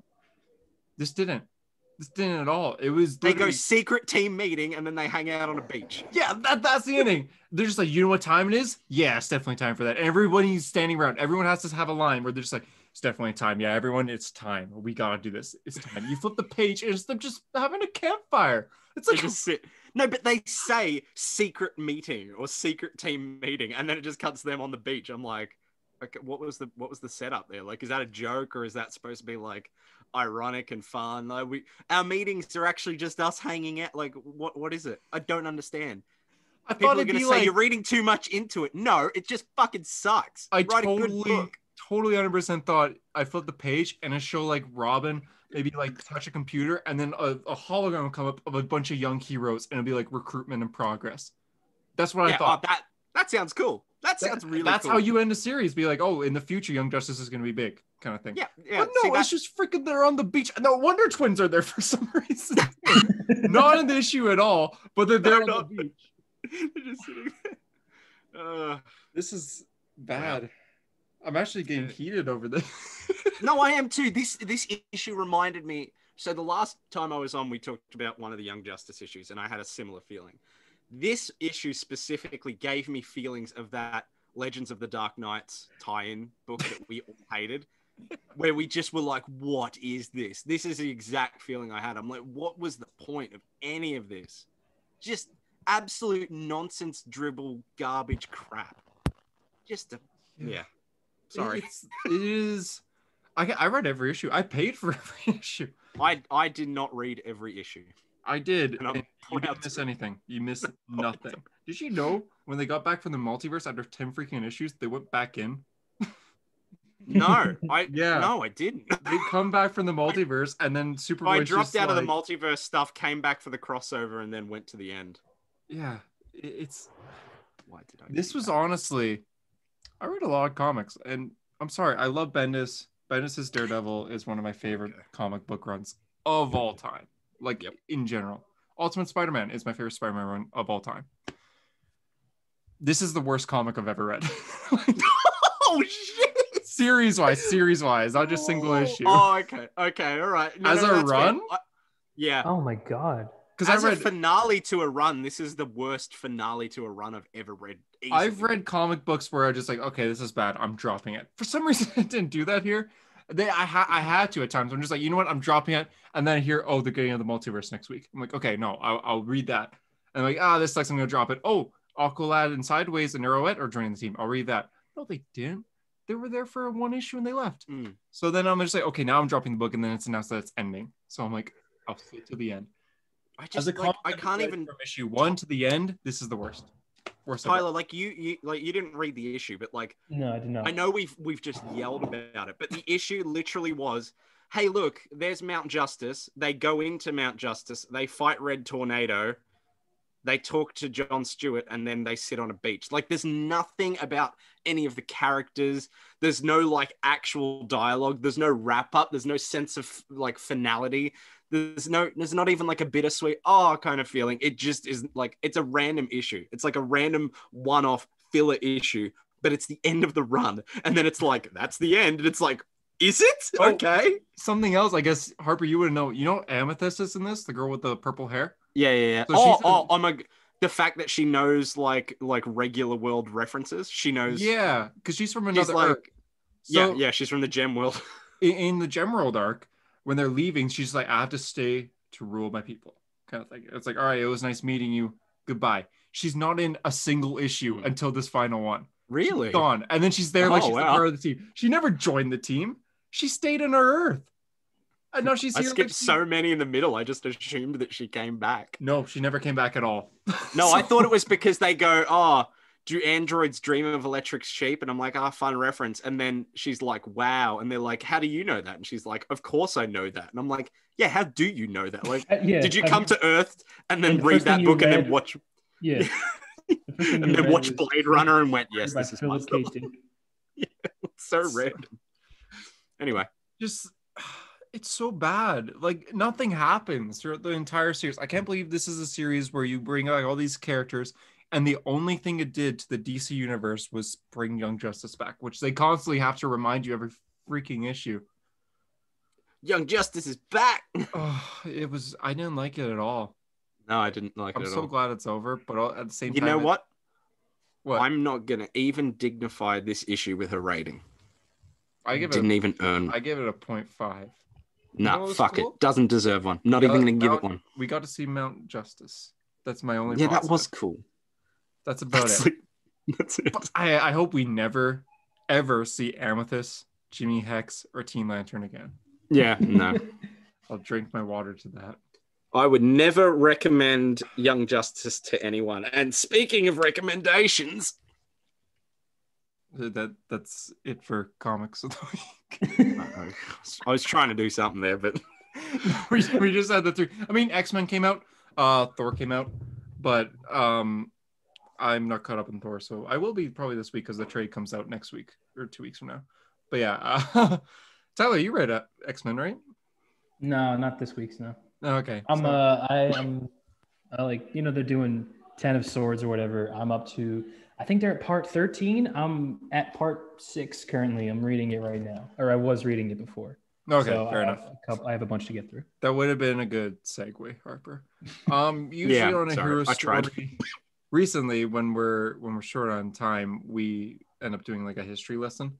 Did you want to do that, Tyler? Because you're a teacher, right? Yes, I'm the teacher of the three. Unless you'd want to do the recommendations. Recommendations? Marvel recommendations. We could do both. Oh, right, yeah. Well, that was the fucking segue I was trying to make. My blood's still boiling from Young Justice. It was a possibility for those listening. It was a possibility we were going to do some Marvel recommendations, but we're not sure. We are. We'll do that instead. I asked if you wanted to do both or whatever. Well, we're like an hour and a half in, so okay. Up to you guys. We'll see how long this takes, and then we'll decide after that. Just come back next week. So sorry, I was so confused because my mind's just like, we're Young Justice. I just see Bart running around all over the place. So usually JD and I were more DC guys, but recently this year I got really into Marvel. Both Tyler and Harper, I would say, are more Marvel people than DC. I'd say Absolutely not. Well, you've read more Marvel than like your average comic book reader. I mean, I've read more Marvel than like someone who doesn't really read comic books, but Harper's only read Iron Man and Daredevil. I read like everything Daredevil and everything Iron Man and not much of else. Like I've read random books here and there. Like I don't ignore Marvel and just read those too. But when it comes to DC, like I'll read random things that I don't care about because I'm more invested in the world. Okay. I read everything Marvel. Yeah, you do. So since Tyler's here, we figured maybe next week we'll do like DC recommendations we're not talking about books that are out right now. Like right off the bat, I recommend Spider-Man. I recommend Daredevil. but we're going more so just runs in general that have happened that you can collect in trade paperback if you go to like your local comic book store or Amazon or Comixology. Just runs we recommend in Marvel, because usually we're more of a DC show, but Marvel comics are pretty good. So Tyler has read everything Marvel related ever made, I think. So you, since Harper and I just screamed in our mics for the past 7 hours, you want to start us off here? Well, oftentimes people ask me, where do you start with comics? Where do you start? I think there's a couple of places. If you want to start, a lot of people ask Spider-Man. That's the easiest one. Where do you start? Ultimate Spider-Man is by far the easiest way to get into the character. I think it's said his run's kind of difficult to collect and trade, I find. And then read it digital. That's what I did. I mean, I read it digital. Yep. Yeah, that's fair. Okay. But I think that's absolutely the best way to start with Spider-Man, at least, because those first 6 issues are just the original Lee Ditko Amazing Fantasy 15, but stretched out further. But I always say, if you want to get into 616 Marvel, the main Marvel universe, the easiest way to get into it is just New Avengers Volume 1 Breakout. The one that you're reading right now. Actually, that's the easiest? Okay, I have it right here. It's Spider-Man, it's Captain America, that. Okay. You should get that big book. And I think it's the easiest way to get into the Marvel universe. Because especially as it goes on, Volume 2 is about the Century, and every character in the Marvel universe is in that volume. Every single X-Men. Volume 2? Fantastic Four, yep. Oh, okay. I think the book you have collects it all. Yeah, I have the complete collection, Volume 1 and 2. I know there's a third one. I'm pretty sure there's like 7, though. What issues are in the one you have? Well, I have Volume 1 right in front of me. Volume 2 is not in the room that I'm in. But this one has Collecting Avengers 500 to 503. Disassembled, yeah. Which is disassembled, which I also have a trade paperback for. I don't realize it's collected in here. Director's Cut Avengers Finale. New Avengers, number 1 to 10. And 1 to 10, okay, yeah. So it's in that book. So the Century shows up in there. Every Marvel character shows up in there. And it's so easy to read because it's just classic Bendis at his peak. The character interactions are the best they've ever been in a comic book. The art is amazing. You get David Finch, you get Steve McNiven later. It's just the perfect way to get into Marvel. It's the story wise, it's very much your classic. Oh, there's a big threat. Superheroes are assembling together, and it's then fun. Captain America's just like, hey, there should be a team. It's a lot of fun. It's great. It's the characterizations of all the characters are on point. It's just perfect. I think it's the best. Yeah, that's a good way of saying like every character is in this, because there's even characters that aren't Avengers that are in this book. Yeah, Daredevil Wolverine is a major part of the first arc, even though he's not Wolverine an Avenger. Is an X-Man. This is where he becomes an Avenger. All that stuff. I think it's the absolute easiest way to get into Marvel. Like in general. So New Avengers by Brian Michael Bendis. I started Avengers recently with Disassembled, which is also by Bendis, which is how the Avengers broke apart, and the New Avengers is how they form back together. I do recommend Avengers Disassembled. I think it's really cool. Yeah, Bendis wrote the Avengers from Disassembled. Actually, I don't know if people know this. Bendis took the book from Jeff Johns. Jeff Johns is writing. I actually only noticed that recently because I was looking at like Goodreads like listings, like how they'll just like list like all the books. Yeah. And I was looking at the Avengers Disassembled because there's an Iron Man book tie-in that looked fine. Yeah. And I was like, I didn't read a lot of that. The 98 series, like after Heroes Reborn, I didn't read a lot of that. I'm trying to get into it because there's a couple really big collections that collect like the first 50 issues. But anyway, when I was looking at that, I saw like a book that was like Avengers by Jeff Johns. And like the book is like a page, like obviously the front cover, and Jeff Johns, the name takes up like 1/3 of the front cover. And I was like, holy shit, I had no idea. No, yeah, he took over. Either. Jeff Johns actually has a fairly decent Avengers run. It's there's a story called Red Scare, which is a Red Skull story. He writes Scarlet Witch very well, Vision very well, but Bendis took over, and then Bendis had the book from 2014 to 2013. Bendis wrote Avengers for 9 years. I think right now Bendis has written more issues for Avengers than any other writer ever. I'm pretty sure. Oh, really? He is the Avengers guy. So I mean, he's been adapted. Top of the Avengers mountain. Yeah. Absolutely. Like his everything. I mean, the Marvel Cinematic Universe as we know, it would probably not exist if not for Bendis's New Avengers. In that you get Avengers Tower, you get Maria Hill for the first time, you get like Quake. more Shield involvement. Quake shows up. Like all this stuff, the Marvel Cinematic Universe and the Avengers being as important as they are now would not happen if not for Bendis. Yeah, that's a good point. And you kind of define the characters, kind of like Jeff Johns defined the Justice League. Well, many members of the Justice League, at least. I'd say he more so defined the Green Lantern Corps, actually, if anything. But yeah, it's really, really good. Like I'm reading it right now, and I'm shocked how good. I think it's the best team book of all time. I'll put my foot down on that. And I love the Fantastic Four. I love the Avengers. I love the X-Men. I've read all that shit, but my God, do I love New Avengers. Just all my heart.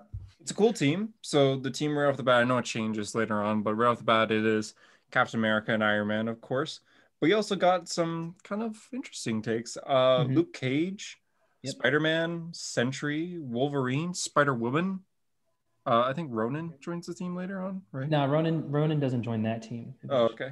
Yeah, it's just kind of like a cool. Yeah, when Bendis left Avengers, I read like he always gives his farewells in the final issues. Yeah. I read his farewell to Avengers, and he said the original pitch meeting. Does he do that though? Did he not do it in Young Justice? No, he didn't. No, he didn't. He's like, I don't care about this book, as he like lights his cigarette. Unless I missed something, but Tyler, keep talking and I'll check it. But he in his final Avengers issue, he wrote he was talking about the original meeting where they had the idea for the new Avengers, in which was Mark Millar was there, and Mark Millar said as a kid he used to buy the Justice League over Superman or Batman because in the Justice League you get Superman, you get Batman, you get Wonder Woman, and all of that. That's why he would pick the Justice League over any other book. And then Bendis said, well, why don't we just put the most popular characters on the Avengers? Why isn't Spider-Man an Avenger? Why isn't Wolverine an Avenger? And then everyone at the table got mad at him and said, you cannot put Wolverine on the Avengers. He's never going to be an Avenger, all that stuff. But whoever was running Marvel at the time just saw just money, his eyes turned to cash. And later on, they were at like a bar or something, and Bendis went up to him and said, I think I want to write Avengers for you. And the guy said, yeah, you had the plan, or we were going to give it to you anyway. What's up, Harper? Harper has his hand up. I checked Young Justice. It says, never the end. That's it. No goodbye, nothing. That's it. It just says, never the end. Is that a threat? That sounds like a series that was cancelled midway through, and he didn't even bother writing a thing because he was like, fuck DC. Yeah. Literally didn't say anything other than But anyway, he was saying like, I think I want to write Avengers for you, but can I put Luke Cage, Spider-Woman on the team? And they said, you said Wolverine and Spider-Man on the Avengers. You can put Bugs Bunny on the team for all I care. And so it's like, yeah. And so it's like, it's so cool. I just think, and this is what kind of I'm just going on a ramble, but like, this is what kind of started this modern kind of take on the Avengers where anybody can be an Avenger. Mm-hmm. Like Deadpool's been an Avenger, and Sunspot and Cannonball from the New Mutants have been Avengers, and Rogue is like an era-defining Avenger. You know what I mean? Like, Bendis really started that. I mean, not Bendis didn't start it, but Bendis really kind of perpetuated that. Like anybody in the Marvel Universe could be an Avenger in a way that anybody couldn't be an X-Man or anybody couldn't be a Fantastic Four member. Mm-hmm. It works really well, and it's a cool book. And I think that's what makes the Avengers so unique. Yeah, that anyone could be there. Because it can be a team of anybody. Yeah. Yeah, it's very cool. I like it a lot. I guess, that is the best way to start Avengers. And from there, it leads into Hickman's run, which leads into Secret War, which is probably my favorite event ever. I think it's the best event ever. By Jonathan Hickman. So that's probably the best way to start. I guess if I were to give a recommendation, and then Harper, you could do your Iron Man one because I'm taking your spotlight of Daredevil here. How'd you know that was what I was going to recommend? Yeah. For my recommendation for Marvel, Daredevil, obviously. He's fantastic. If you want to get right into him right off the bat, the Zdarsky run is pretty easy to follow, but it does have a lot of references to past runs, so it's a bit more enjoyable if you read his past stories, which is worth it in the end because Daredevil stories are awesome. Mm-hmm. I personally think the best way to start is by Frank Miller's run. A little old. It starts off a little weird. Harper seems to disagree. I'm going to explain why. I love Frank Miller's run. I understand why some people may not. It's a little cheesy. It's a little classic, but it's really good. I think Bendis's run is the easiest way to start if you're going to go Daredevil. The only reason I'm saying Frank Miller's is because so many things that Frank Miller did is brought up in comics today. Yes. Like the death of Elektra, I mean, I guess so, but in the same way that like you haven't read, I mean, I don't know if you've read it, but like you don't really need to read the death of Gwen Stacy to know that Gwen Stacy's dead. Yeah, and then it affects Spider-Man. You know, that's a good point. It has even stuff in like Bendis's run. Bendis's first arc is about Ben, the reporter, and he has like flashbacks the to homie when, Ben York. Yeah, he has flashbacks to when Elektra stabbed him in the movie theater, and he like affects him greatly. And you might be like, "Whoa, when did this happen?" Happened in Frank Miller's run. So I think Frank Miller does a lot of things, even like the whole thing with Vanessa being like in the sewers and things that's still kind of brought up in comics today. Oh yeah, yeah, that's cool, right? That's a cool. I forgot about that. Yeah, that is. Yeah, where because it puts Fisk on like a warpath. He's like, well, if I don't have her, I'm not going to do. Oh, it also gets really sus though that she's like been down there with like the sewer people and everything. Yeah. Well, she's like mentally insane because she's like her husband's. She has nowhere to go. She goes back to her husband, who's the kingpin. What's she gonna do? And these sewer people are kind of like accepting her. So I'm just gonna be a sewer person. Again, I have like tears for like the Daredevil, like to take yours and to like tear it. When people ask me, I go, if you're a dedicated reader, like you read comics a lot, you can start at Frank Miller, and like the first volume, you'll be like, this is a bit slow. Then by the time you hit the second, you'll be like, oh, this has found its stride. And you'll Volume 2 is the best one. I think Volume 2 is better than Volume 3.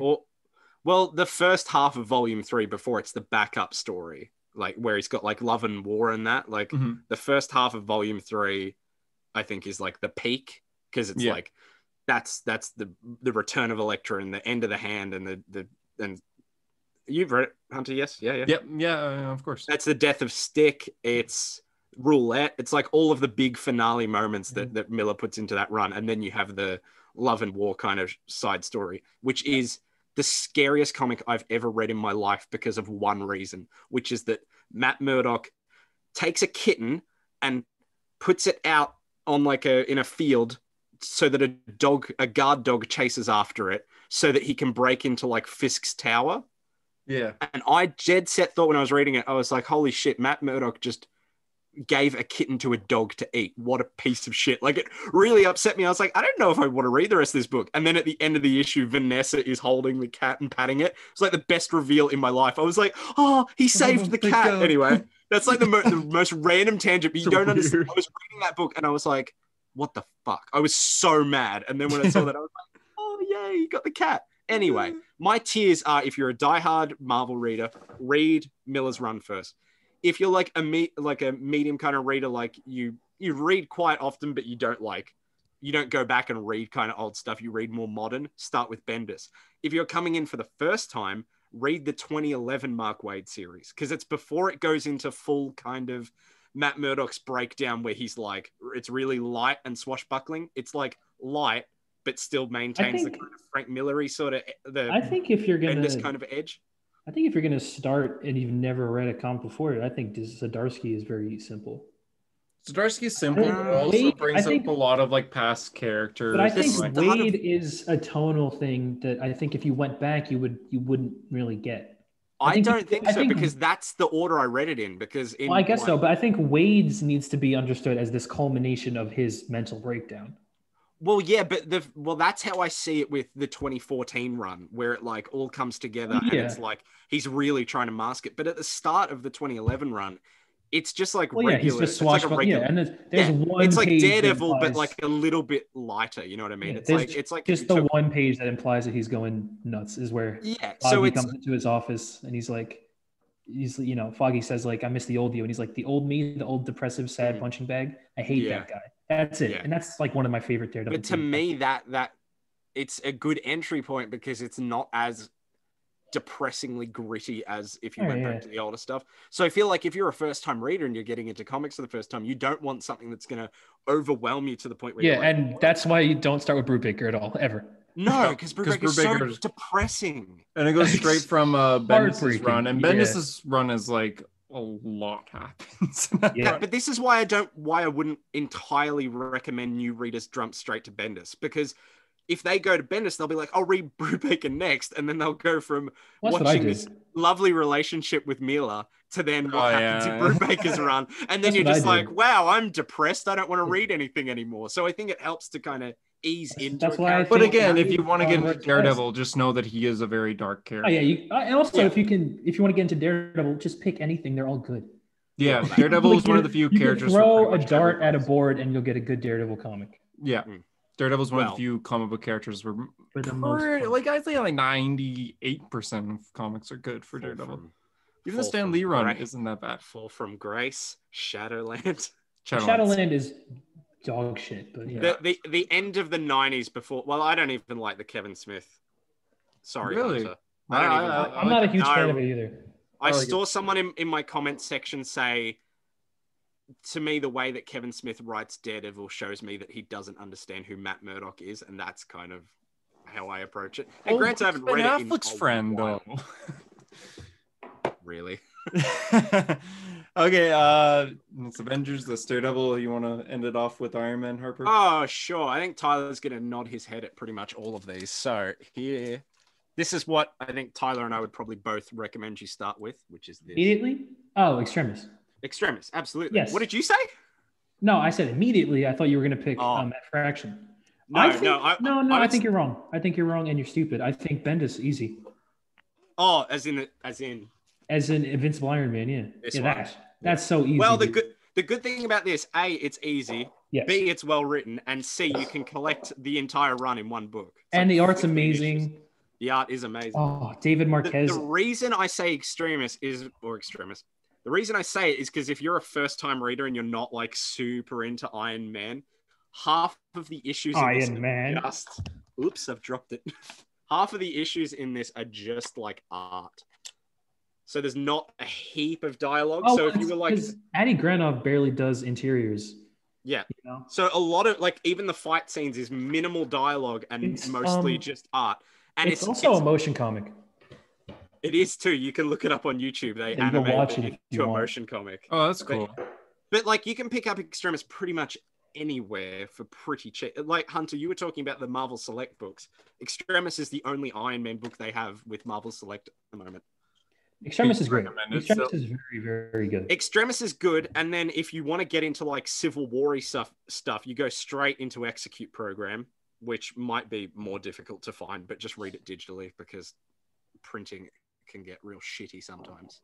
Okay. Then Tyler's going to hate me bringing this one up. So then go into, if you want to read Civil War and make yourself miserable at how Mark Millar doesn't understand Marvel characters, you can read that. Or you can read the tie-in stuff, Civil War, Iron Man, Civil War, Captain America, all that stuff is good. Mm-hmm. Tyler doesn't like this series, but this is a really good run. Iron Man, Director of S.H.I.E.L.D. See, my problem with Iron Man, Director of S.H.I.E.L.D. is that it didn't go far enough. Yes, and I think it's because it focuses on weird shit like the virus. I didn't give a fuck. I thought you had the opportunity to make Tony Stark James Bond. That's so cool, but they didn't do that. Well, the thing is, I feel like they couldn't do that because it's literally directly after Civil War. Yeah, but I mean, Civil War, you could just, I don't know, stupid. I just couldn't see Tony Stark going from, I regret all of this. I was an idiot. Why did I push this so far? To then being like, hey, I'm Tony Stark. It could be a genius, you know? Well, true. Yeah, actually, yeah. Damn it, you got me good. That's actually a really good point. Because I really like how serious and how willing to put his life down. I mean, I know the point of Tony Stark is that the mission comes at all costs, but seeing him in charge of S.H.I.E.L.D. and running S.H.I.E.L.D. like a superhero team instead of like a government agency is interesting, where he's like, I think Fraction they have the better. Like, you know when the World War Hulk like tie-ins show up and S.H.I.E.L.D.'s like, we've got to mobilize, we've got to get on the Hulk, and Tony Stark's like, we're not going to do that because it's my fault that he's come back and it was my fault for launching him into space anyway, so I'm going to deal with it. And they're like, that's not how we run S.H.I.E.L.D. And he's like, well, you're not running S.H.I.E.L.D., I'm running S.H.I.E.L.D. So okay. And then cool. Tyler, you have your wish. The greatest Iron Man run in history is by far the best. What's it called? Just people on Spotify. It's okay. It's the Invincible Iron Man 2012. Like if you put that in, that's the series. No, 2008. Oh, 2008 to 2012. Sorry. Yeah, It's 2008. right. It's when the movie came out. It's an Eisner winner. It literally, yeah. If you buy this in like singular trades, I bought like 2 hardcovers and I'm getting the rest in the soft covers. If you like look at every cover, it's always like Eisner winning like series. Like every time they print it on the front. Yeah. I've never read it. It is like it's 12 books. There's 11 volumes and then a Fear Itself tie-in book, which is like incredible. It's one of the best. Incredible. It's one of the best ever. It's one of the best Iron Man books ever, and it's one of the best parts of that run. It was Matt Fraction finally doing a thing that writers were too scared to touch ever since Denny O'Neil, which was Tony Stark slipping back into alcoholism. Okay. For really good reasons. Like you'll read it and you'll be like, oh, no wonder he started drinking. And it's like also just read Fear Itself. That's also by Matt Fraction. Yes, it's a great event. But like it's anyway, just read that. And Matt Fraction's Iron Man makes you upset that no other writer seems to have a grasp on him like he does. It's so ridiculously good that you go, oh, that's the definitive run. And no, it's like every other run is pretty good, but then Matt Fraction's is like the best by a good country mile. I really think it's like he understands that character on a level that no other writer could articulate. I fully agree that it is the best series, but I think you definitely should go back to the Denny O'Neil run. Okay. And all right. I never know how to say his name. Is it like David Millichin? Oh, Michelini. Bob Layton? Yeah. Those two doing like Demon in a Bottle, Armor Wars. Yeah. Whatever else. Anything. Okay, if you pick up an Iron Man trade that collects anything from 84 to 92, you're going to have a good book. A pretty good book. Michelini was killing it at Marvel, man. He was writing amazing. He wrote Amazing Spider-Man with Todd McFarlane. He was doing the Avengers with George Perez. He was like those iconic books. Those are all him. They do. We were talking about them earlier outside of the podcast. The epic collections. So there's Jewel of Iron. There's Return of the Ghost. There's The Enemy Within, I think it is. And they all kind of collect Denny O'Neil's run past that. So it's pretty much mid 80s to the late 80s and then into the 90s. All of that stuff is really good because that is, the fall of Denny O'Neil wrote Tony Stark, then the fall of Tony Stark with going not insane, but like wearing the armor and like trying to fight crime while he's completely drunk. Like he took Demon in a Bottle and pushed it way further.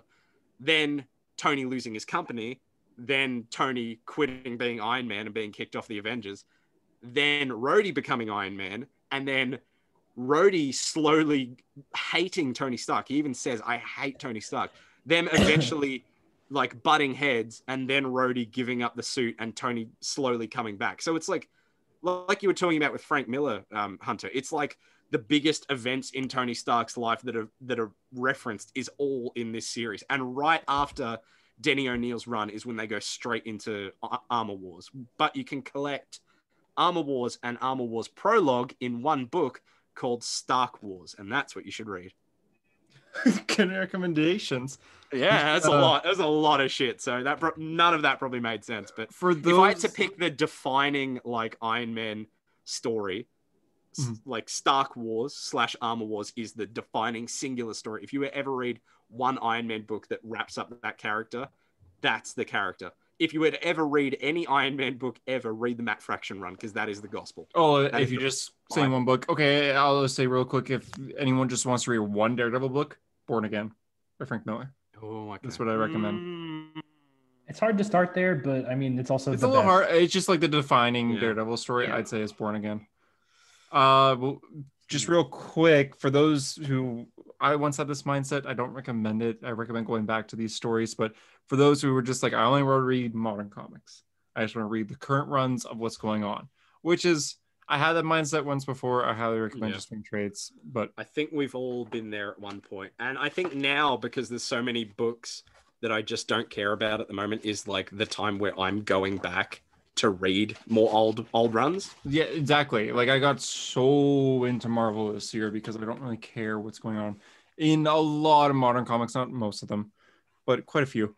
The current Daredevil run is fantastic. It's not like the defining Daredevil run, but it's really, really good. Chip Zdarsky's the writer. It's really great. Mhm. For Avengers, the current run is by Jason Aaron. It's okay. I've heard I'm not a fan. mixed. I enjoyed the first For few me, arcs. it was from going from Bendis to Hickman to Wade to Jason Aaron. Jason Aaron brought it back to like classic, like beyond classic Avengers. That I don't know if the modern era works for that anymore. It's a small team. It's focused a lot on characters that aren't necessarily main focus characters. For example, Ghost Rider, who is a cool character and all, but when you're focused so much on him, it's not the greatest. It's got some decent arcs. Black Panther's the leader of the Avengers, which I think is really cool. Is it Robbie Reyes? Yeah. He's my favorite Ghost Rider. Well, then read Jason Aaron's run because every issue's freaking. Well, Jason Aaron loves Robbie Reyes. I mean, that's like his Ghost Rider. Jason Aaron's wrote a lot of Ghost Rider. Mm-hmm.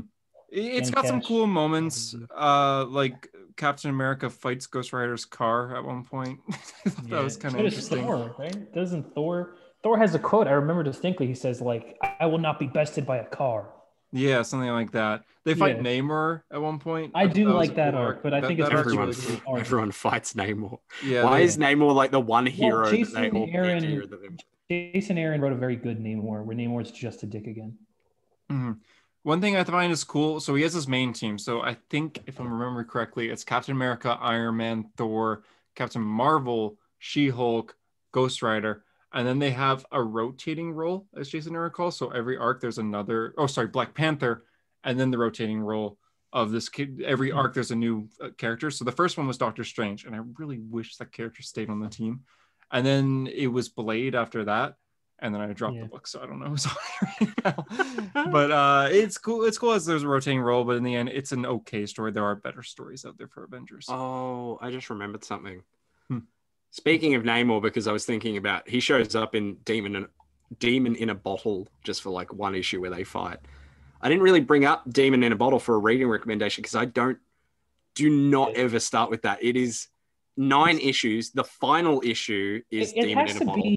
It has to be recommended by people who haven't read it.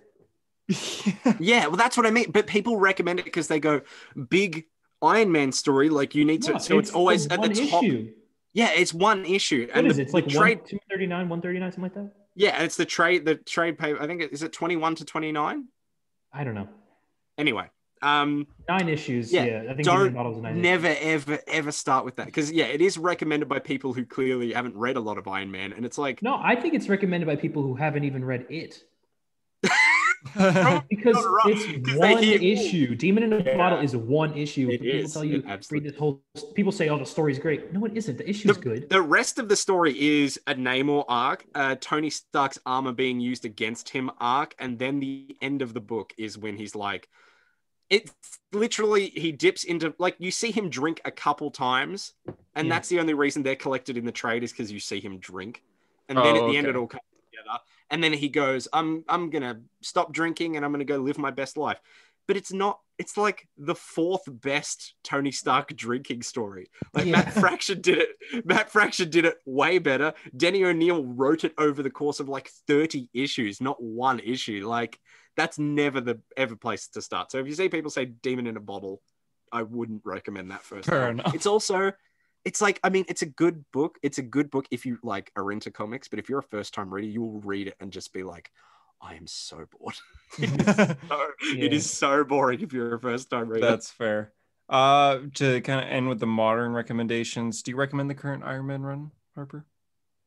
Yeah, there's a lot to. I mean, it's only like run, but 3 issues in. It's 2 in at the moment. Yeah, so I would recommend it for the fact that it seems good so far. I don't know like what its legacy will be. Like it seems better than Dan Slott stuff because it's taking itself far more seriously and actually analyzing Tony Stark instead of being like. I still cannot forgive the weird ending of Dan Slott's run where Tony Stark's like, I'm artificial, and then he starts drinking.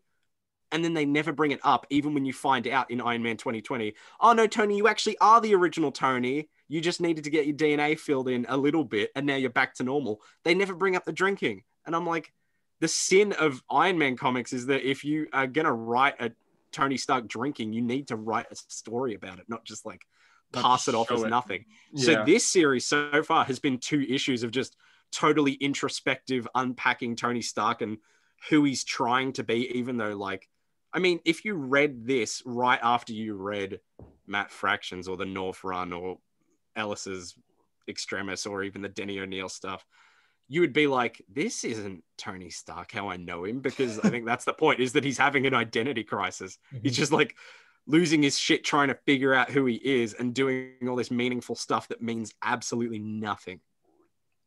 Okay.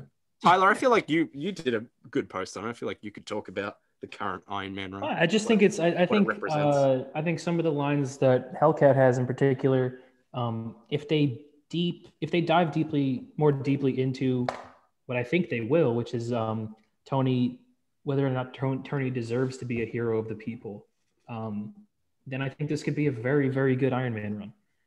But I think if they kind of drop it, then if they pussy out of it because people are triggered by the word privilege, then like nothing. Oh my God.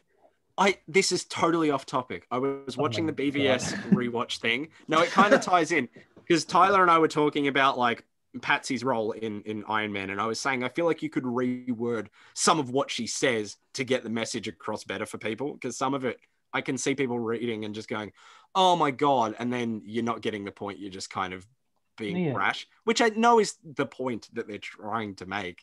But I'm like, I don't know, there's a better way to word that. I was thinking about BVS and our rewatch thing, and when Superman's like, save Martha, and I figured to myself, could you not just fix that scene if he said, Martha Kent, you need to save Martha Kent, because he's saying it as like a name, and then you have Lois come in and go, that's his mother, because then it doesn't seem like he's just saying Martha. He's giving Batman an actual direction of a person to find, not just the name Martha. Does that make sense? Yes. Yeah. Like if he's like, oh, okay, yeah, I get you're about to stab me, whatever. You need to save Martha Kent. He says Martha Kent. And then Batman's like, he wants me to protect a specific person. I thought he didn't care about people because he was too busy flying through buildings. And then Batman's like, why would you want to save Martha Kent? And then Lois runs in. It's like, it's his mother's name, except she doesn't say it twice. It's his mother's name. Yeah. Anyway, sorry, off topic. And that's the hero story. Yeah, we'll do. So Tyler had an idea for the history lesson, which is where we talk about the history of a character, but we don't talk about their origin. We talk about how they're created.